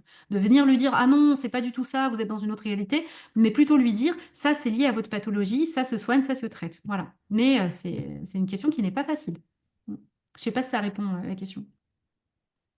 Mais si, il y a pas mal de questions qui sont plus des cas cliniques, donc je vais les laisser, mais je vais prendre un Ouais. peu des questions sur le Mm, thème. Bon, il y a une question sur vraiment comment trouver le bon psy. mm, Comme vous dites, bon, consulter, ça demande un psy qui prise en charge holistique, y compris la religion chez un patient. mm, Une autre question qui dit comment trouver le psy compétent. Est-ce mm. qu'on enchaîne les consultations avec différents psys? Comment le reconnaître, le bon, mauvais? Et surtout, est-ce que c'est vrai que le fait que le psychiatre il est de la même culture, ou il est de la même ambiance, ou de la même religion que le patient, est-ce que dans certaines études, ils disent que cela peut aider Mm. au recours aux soins, peut aider au recours de soins, c'est-à-dire que les patients sont à l'aise, donc ils cherchent Mm. le psychiatre qui partage avec lui la même vision du monde, la même conception, les mêmes Mm. principes, et que cela peut aider dans le recours de soins et dans les thérapies. Mm. Alors, pour répondre au début de la question, qui était pour comment trouver un bon psy. Alors, moi, là, souvent, ce que je dis, pour trouver un bon psy, il faut commencer à consulter les psys parce que c'est comme, enfin, c'est un peu schématique ce que je vais faire, mais c'est comme essayer une voiture, quoi. On va pas acheter une voiture d'un coup, s'engager, il faut quand même l'essayer, voir si le moteur nous convient, si elle est confortable, etc., si on se sent bien dedans, etc. Et en fait, tant qu'on reste dans un état de figement et que on n'a pas essayé, on n'a pas vu ce que c'est que parler à un psy, rentrer dans une relation thérapeutique, c'est difficile de se faire une idée sur quel est le bon psy. Parce que le bon psy, moi je dis, c'est celui qui vous convient. C'est celui avec lequel vous êtes à l'aise. C'est celui avec lequel, quand vous parlez, vous ne vous sentez pas jugé. Vous vous sentez écouté à votre juste place. C'est quelqu'un qui prend du temps pour vous. Alors, bien sûr, il faut que ce soit un psy compétent, dans le sens où c'est bien, dans l'idéal, que ce soit quelqu'un qui soit reconnu, c'est-à-dire qu'il soit psychiatre ou psychothérapeute ou psychologue. Je vais rarement encourager, moi, à avoir des psychothérapeutes qui n'ont pas eu de formation en psychologie. C'est pour moi le minimum, c'est que vous consultiez un psychologue qui soit reconnu psychologue, qui ait vraiment son diplôme de psychologue. Donc, à partir du moment où ça y est, vous faites affaire à quelqu'un de professionnel, maintenant, il faut tester, faut voir. Si ça passe pas, eh ben, c'est pas dramatique. C'est pas parce que c'est pas passé avec un psychiatre ou un psychologue que tous les autres, ça va mal se passer. En plus, n'oubliez pas, vous êtes dans une relation humaine, dans une relation où il y a de l'émotion, il y a du partage, il y a de l'intimité aussi qui est exposée. C'est pas comme aller voir un médecin cardiologue où ce qu'on va attendre de lui, c'est juste qu'il sache bien vous ausculter, bien vous examiner, bien connaître les bruits du cœur, qu'il soit compétent, bien évidemment. Mais là, en fait, vous avez besoin d'un espace de professionnalisme, mais aussi de vous sentir humainement connecté à cette personne. Donc, bien évidemment que ça peut prendre du temps de trouver quelqu'un qui soit bon. Donc, la personne qui vous correspond, c'est la personne qui est compétente d'un point de vue professionnel, mais avec qui le courant passe. C'est important que vous sentiez vraiment pris en charge dans votre globalité. Maintenant, qu'il soit musulman ou pas, comme je vous le disais, moi, j'ai vu plein de choses différentes. Il y a des gens qui ont des problématiques qui touchent à des choses qui vont forcément poser très rapidement la question de la pratique religieuse au cœur de la thérapie. Par exemple, des problématiques de couple, des problématiques d'éducation des enfants, des problématiques, je sais pas, de racisme, d'islamophobie. C'est sûr que être entendu par un psychiatre qui a un peu le même référentiel que nous, c'est aidant. Mais j'ai vu aussi des psychiatres et des psychologues non musulmans qui maîtrisent très bien la question aussi des discriminations, du sentiment de rejet, comme ils ont aussi eu des patients musulmans, ont appris aussi de notre culture à s'ajuster aussi à toutes ces connaissances. Et donc finalement, comme je vous dis, l'essentiel, c'est de vous sentir en confiance avec la personne. Parce que vous pouvez aussi prendre un psy musulman, mais qui soit pas du tout compétent sur les questions qui vous posent souci. Donc allez chercher la personne qui va répondre à votre problématique. Et pour répondre à votre problématique, identifiez votre problématique. C'est important aussi de savoir pourquoi vous allez travailler. D'accord, merci. Donc, il y a une qui pose la question sur la psychonutrition. Les avancées Hmm. scientifiques médicales montrent que la microbiote déséquilibrée est raison de burn-out et de dépression. Comment faire alors pour Hmm. s'en sortir de cet état sans médicaments? Parce que ces derniers sont accompagnés d'effets secondaires parfois graves. Merci.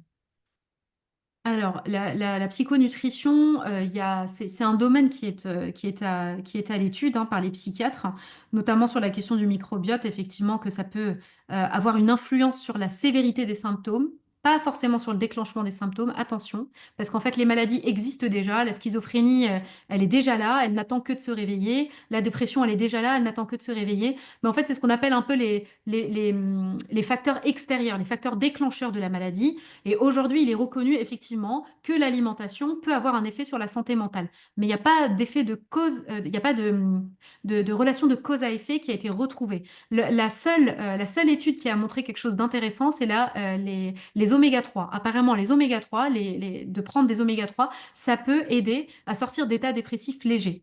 Mais quand la dépression est installée, qu'elle est sévère et qu'elle nous empêche de fonctionner, il faut avoir recours à un traitement antidépresseur.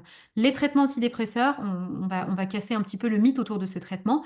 C'est des traitements qui ne vont pas agir dans l'immédiateté. C'est pas parce que vous prenez un antidépresseur que vous allez être joyeux. Quand on vous dit que le Prozac, c'est la molécule du bonheur, non. En fait, l'antidépresseur, il est là pour rétablir un état cérébral qui a été altéré. C'est des problèmes de connexion neuronale, de transmission de ce qu'on appelle des neurotransmetteurs comme la dopamine, la sérotonine, qui ne fonctionnent plus ou fonctionnent moins.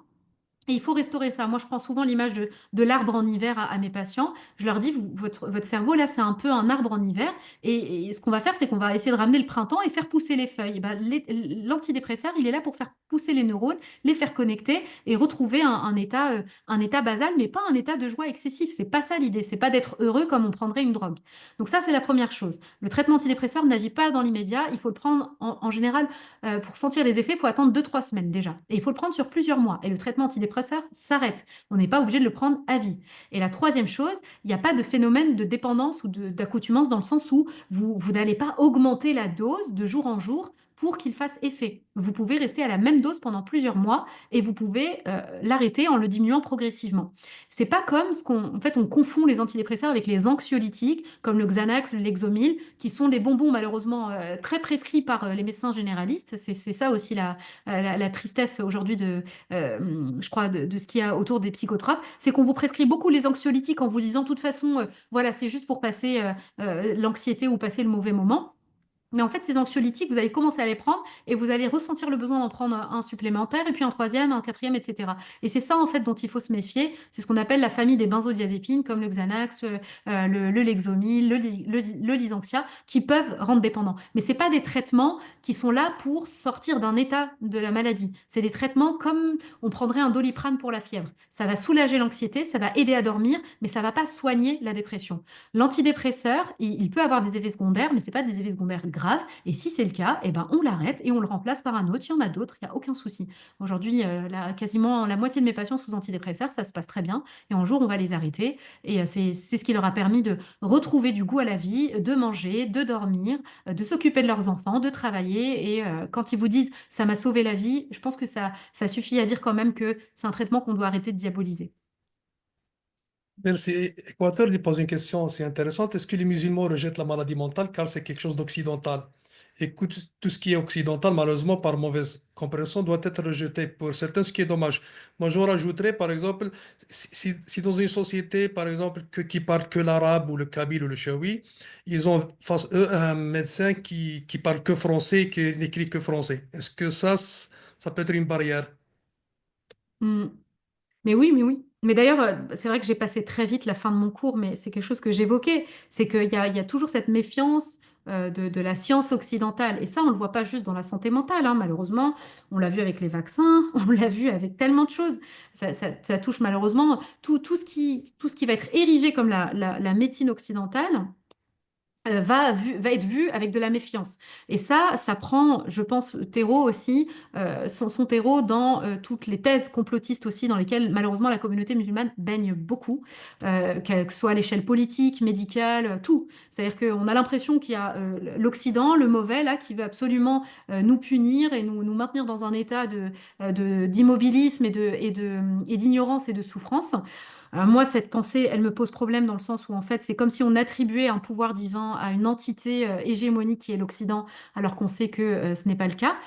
Et puis, ce qui me gêne aussi là-dedans, c'est que cette médecine occidentale, elle s'est construite grâce à l'avènement des sciences islamiques. Aujourd'hui, si la science la médecine occidentale, entre guillemets, même si j'aime pas ce terme-là, aujourd'hui, si elle est dans l'avènement et dans la construction, c'est qu'il y a plein de gens de cultures et de religions différentes qui sont en train de la nourrir. La recherche aujourd'hui, elle est très florissante d'ailleurs dans les pays du Maghreb. Je sais qu'en Tunisie, la psychiatrie, chaque année, quand je vais dans des congrès, je vois plein de posters affichés et plein de conférences faites par des psychiatres tunisiens et pourtant, voilà, est-ce qu'on dirait que c'est de la science occidentale? Non, elle est portée par un pays du Maghreb. C'est pareil en Turquie. Il y a vraiment beaucoup d'avancées sur la santé mentale en Turquie. Nous, en Syrie aussi, je dis nous parce que je suis d'origine syrienne, mais pareil, on est très ouvert à la question de la santé mentale. Donc, opposer la science, la médecine occidentale à la médecine traditionnelle, c'est un problème. Et je pense aussi que c'est lié à ce qu'on appelle la médecine prophétique, qu'on pense effectivement que le prophète sallallahu alayhi wa sallam a construit une médecine, alors qu'en fait le prophète alayhi salatu wa sallam, il allait demander conseil aux médecins de son époque pour se soigner, et que ces remèdes qu'il a utilisés, c'est des remèdes qui ont été conseillés. Mais ça ne veut pas dire qu'aujourd'hui, on s'arrête à ces remèdes et que c'est les remèdes qu'il faut pratiquer dans l'absolu. Et d'ailleurs, il l'a même dit une fois, on lui a rapporté le cas de quelqu'un qui n'a pas été guéri, il leur a dit, c'est ma limite en fait, moi je suis juste là pour conseiller, mais il faut aller voir les gens qui maîtrisent et qui sont professionnels. Donc je pense que pour régler ce problème de méfiance vis-à-vis de l'Occident, il nous faut des lectures sociologiques, philosophiques, médicales. C'est un grand, grand, grand problème, malheureusement. Mais on va s'en sortir, on va s'en sortir. Inch'Allah. Merci. Donc, on prend que deux, trois questions. Donc, il y a Sarah qui a posé qui est une étudiante en médecine. Donc, elle a posé la question deux fois. Donc, elle veut des conseils. Donc, elle a un problème d'attache émotionnelle. Donc, je vais la lire ça. Je vais retrouver la. Donc, je suis étudiant en sixième année de médecine. La psychiatrie m'intéresse, mais elle a peur de son attache émotionnelle avec les patients, de ne pas arriver à faire la part des choses. Est-ce que vous pouvez Ouais. des conseils sur l'expérience, comment vous avez appris à prendre Hmm. du recul? Est-ce que vous lui conseillez la psychiatrie? Alors j'ai envie de vous dire, si vous êtes sensible et empathique, mais justement vous êtes faite pour ce métier. Maintenant, c'est comme toutes les qualités et les défauts qu'on a. Il faut savoir bien les contrôler, bien les maîtriser et s'en protéger. Euh, Justement, ça s'apprend avec la pratique. Alors, après, il faut définir c'est quoi la problématique d'attachement émotionnel. Est-ce que vraiment dans votre histoire, il y a quelque chose qui fait que poser les limites avec quelqu'un, être dans la difficulté à réguler vos émotions, ce sont des choses qui se travaillent de toute façon. Vous pouvez les travailler avant de vous engager. Il ne faut pas que ce soit un frein pour vous. Si vous êtes intéressé par la psychiatrie et que vous sentez que vous pouvez être compétente, allez-y. Franchement, on en a besoin. Mais si effectivement vous avez peur d'être dépassé par vos émotions, peur de ne pas pouvoir les maîtriser, il faut peut-être poser la question de pourquoi vous êtes dans cette difficulté-là. Mais bien évidemment qu'un bon psychiatre, c'est quelqu'un qui est humain et empathique et qui est connecté à ses patients. Et j'ai envie de dire, c'est un peu le cœur de notre métier. Après, on apprend avec les années. Moi, je l'ai appris à mes dépens, hein, d'ailleurs, parce qu'au début, j'étais pas du tout formée à ça. Personne ne m'a prévenu qu'en rentrant chaque soir chez moi, j'allais emmener des bagages émotionnels de patients qui allaient m'accompagner quasiment toute la soirée. Personne ne m'a appris, en fait, à faire un peu la distinction entre mon travail et ma vie personnelle. Et je l'ai appris avec le temps, quand je me suis rendu compte effectivement qu'il y avait beaucoup d'histoires qui m'accompagnaient, des choses qui pouvaient même être de l'ordre du trauma vicariant. C'est que j'avais des images parfois de mes patients, des histoires de mes patients qui pouvaient venir m'intruser. Et donc j'ai appris en fait à m'en protéger et à faire la part des choses. Donc ça s'apprend, c'est jamais trop tard. Et j'ai envie de vous dire, cette compétence émotionnelle que vous avez, c'est quelque chose qui va servir vos patients. Et quand vous avez un patient qui vous dit, vous me comprenez, je me sens bien avec vous parce que vous me comprenez, j'ai envie de dire, c'est peut-être ça la compétence qu'on attend d'un psychiatre. Maintenant, voilà, vous avez le temps de réfléchir, de faire des stages, de voir comment ça se passe. Et moi, ce qui m'a surtout convaincu que j'allais faire ce métier, au-delà de toute la passion que j'ai pour la psychiatrie, c'est quand j'étais stagiaire et que les patients que je prenais en charge, de façon comme ça, un peu pour aider l'interne, m'ont dit quand est-ce que vous allez vous installer, quand est-ce qu'on pourra venir vous voir, ça se passe très bien avec vous, alors que j'étais qu'étudiante. Là, je me suis dit, alors si les patients eux-mêmes me renvoient l'idée que je pourrais être un bon psychiatre, c'est bon, c'est gagné, j'y vais, je fonce. Merci. Donc, je vais faire la synthèse de la question de Marwa et de Soumiya. Donc, Marwa, il pense que l'intervention que la psychiatrisation des troubles mentaux et la médicalisation de la société de manière générale, c'est l'antithèse de la de la psychologie islamique. Donc, ça va pas ensemble. Donc, c'est ça ce que j'ai compris. Donc, du, si je comprends bien, Marwa, c'est que plus on fait de la psychologie islamique, moins on fait de la médicalisation, c'est ça. Mais je pense que c'est pas automatique. Et l'autre question de Soumia, c'est l'intérêt de l'approche interculturelle de la prise en charge des patients psychotiques. Si Alors, la première... malgré ouais. le... Hmm. Oui, allez-y pour là. Oui, la première question, c'était quoi? C'était que la psychologie islamique est opposée à C'était la... c'était que votre intervention, elle prend racine dans un paradigme gagné par la psychiatrisation des troubles mentaux et la médicalisation de la société de manière générale. Ah, attendez, si je peux retrouver la question parce que je comprends pas trop. J'essaye de la chercher, hein, mais je ne sais pas où est-ce qu'elle est. Bon, C'est alors, 21-34. 21-34, merci. 21-34. L'intervention de ce jour prend racine dans un paradigme gagné par la psychiatrisation des troubles mentaux. Et la médication de la société de manière plus générale, c'est très étonnant que ce soit donné en cas d'accord. Quel est l'intérêt de l'approche interculture? D'accord. Alors bon, c'est un commentaire, hein, j'ai l'impression que c'est pas une question Mm. ouverte. Écoutez, je ne sais pas si vous avez assisté depuis le début sur la question effectivement de la psychiatrie, la maladie mentale. Aujourd'hui, je vous invite à aller dans n'importe quelle structure de santé mentale pour constater ce que c'est que la maladie mentale. Il n'y a pas de psychiatrisation des troubles mentaux, il y a de la psychiatrie tout court. C'est la discipline qui étudie les troubles mentaux. Maintenant, si vous parlez des phénomènes de mode, c'est-à-dire que maintenant, dès qu'on a une difficulté dans la vie, on va très rapidement aller chercher un diagnostic psychiatrique et se dire je suis bipolaire ou je suis dépressif ou je suis autre. Oui, il y a un problème effectivement, et je pense que il faut aller chercher pourquoi les gens ont besoin de mettre des étiquettes plutôt que d'aller questionner ce qui ne va pas peut-être dans leur quotidien. Et maintenant, je pense que l'ISIP m'a proposé cette intervention parce que on travaille en coordination. C'est-à-dire que la psychologie islamique, c'est une ressource parmi d'autres. Mais vous avez plein de patients pour qui ça ne peut pas faire ressource. Et comme je le disais, mais je ne sais pas si vous avez assisté à toute la conférence, comme je le disais, dire à quelqu'un, tu dois lire ton Coran, tu dois t'appuyer sur la psychologie islamique et que ça ne marche pas, on va le culpabiliser, on va l'enfermer, il ne va pas avoir accès aux soins. Et c'est quelqu'un qu'on va perdre en fait et qui va malheureusement très mal finir. Donc, je pense peut-être qu'il faudrait vous intéresser davantage à la psychiatrie et ce que ça représente au quotidien pour ces personnes. Et aujourd'hui, on voit très bien qu'il y a beaucoup, beaucoup d'écrits sur le sujet, beaucoup de gens qui viennent déstigmatiser, donc il y a de quoi. Et alors, la deuxième question, C'est l'intérêt de la prochaine discussion dans la prise en charge des patients psychotiques. alors l'intérêt de l'approche interculturelle dans la prise en charge du patient psychotique, si malgré le même référentiel, le soignant ne rejoint pas le patient dans sa réalité.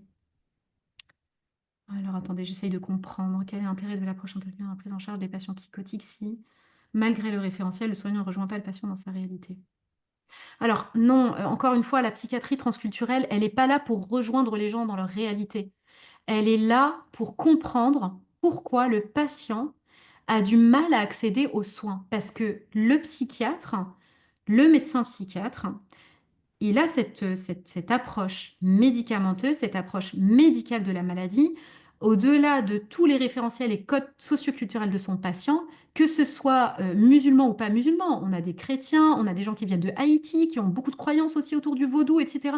L'idée de la psychiatrie transculturelle, c'est pas de venir adhérer à ce que dit le patient, c'est venir lui dire je comprends pourquoi ça a cette importance pour vous. Je comprends que ça peut influencer vos soins et que ça peut même vous rebuter dans les soins. Et on va essayer de travailler ensemble pour trouver des solutions pour que d'un côté, on respecte votre religion, vos croyances et vos rituels, et de l'autre, que vous ayez accès à des thérapeutiques qu'on juge nécessaires.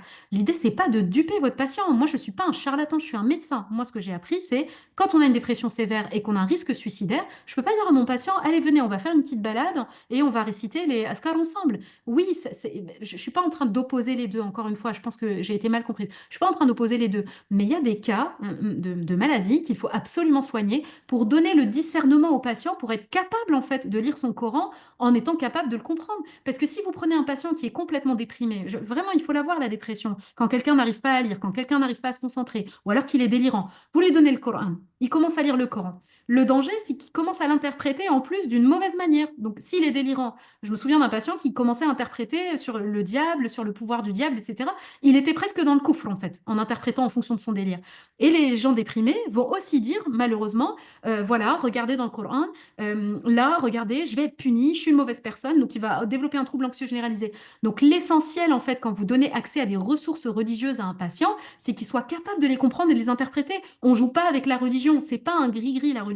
Donc encore une fois, j'insiste là-dessus. Vous voulez accompagner quelqu'un avec des ressources de l'islam, de la psychologie islamique, il faut qu'il soit dans un minimum de discernement et de conscience des choses pour que ça ne se retourne pas contre lui. Donc, La psychiatrie transculturelle, c'est je prends votre réalité en compte, mais je ne rentre pas dans votre réalité. Je suis médecin et aujourd'hui, moi, je crois en la médecine, mais je suis à l'écoute de vos croyances culturelles. Par exemple, je me souviens du professeur Bobet qui nous avait raconté une histoire comme celle-là, où en fait, il a reçu un jeune migrant qui venait d'Afrique subsaharienne, qui était dans un état délirant total, qui commençait à crier, à hurler, et donc tout le monde s'est dit, il est possédé, il est possédé. Ils l'ont ramené à l'hôpital, ils ont ramené un imam, ils ont ramené un médiateur culturel, ils l'ont tous entouré, ils ont fait un rituel avec lui de dépossession comme il voulait. Il a commencé à crier dans tous les sens, etc. Ça allait mieux. Ils ont commencé à discuter, à amener les idées, à mettre un traitement en place. Et les choses se sont bien faites. Il s'est pas braqué. Il s'est senti pris en charge dans sa globalité. C'est ça la psychiatrie transculturelle. On ne s'oppose pas au patient. On ne vient pas négocier avec lui. Par contre, on ne lui dit pas j'adhère à votre délire et je vais rentrer dans votre délire. Parce que là, on n'est plus médecin. Voilà. Merci bien. Donc, on arrive à la fin de cette conférence. Merci à Dr. Lina. Merci à vous toutes qui nous ont donné de votre présence, de vos questions, qui ont enrichi le débat. Et on Merci à vous. souhaite revoir Dr. Lina une autre fois, Inch'Allah. Merci, Inch'Allah. Barakallahu fikum. C'était un plaisir en tout cas. Merci hein, pour votre patience. Merci. Salam alaikum wa rahmatullahi wa Wa barakatuh. alaikum salam wa rahmatullahi wa barakatuh.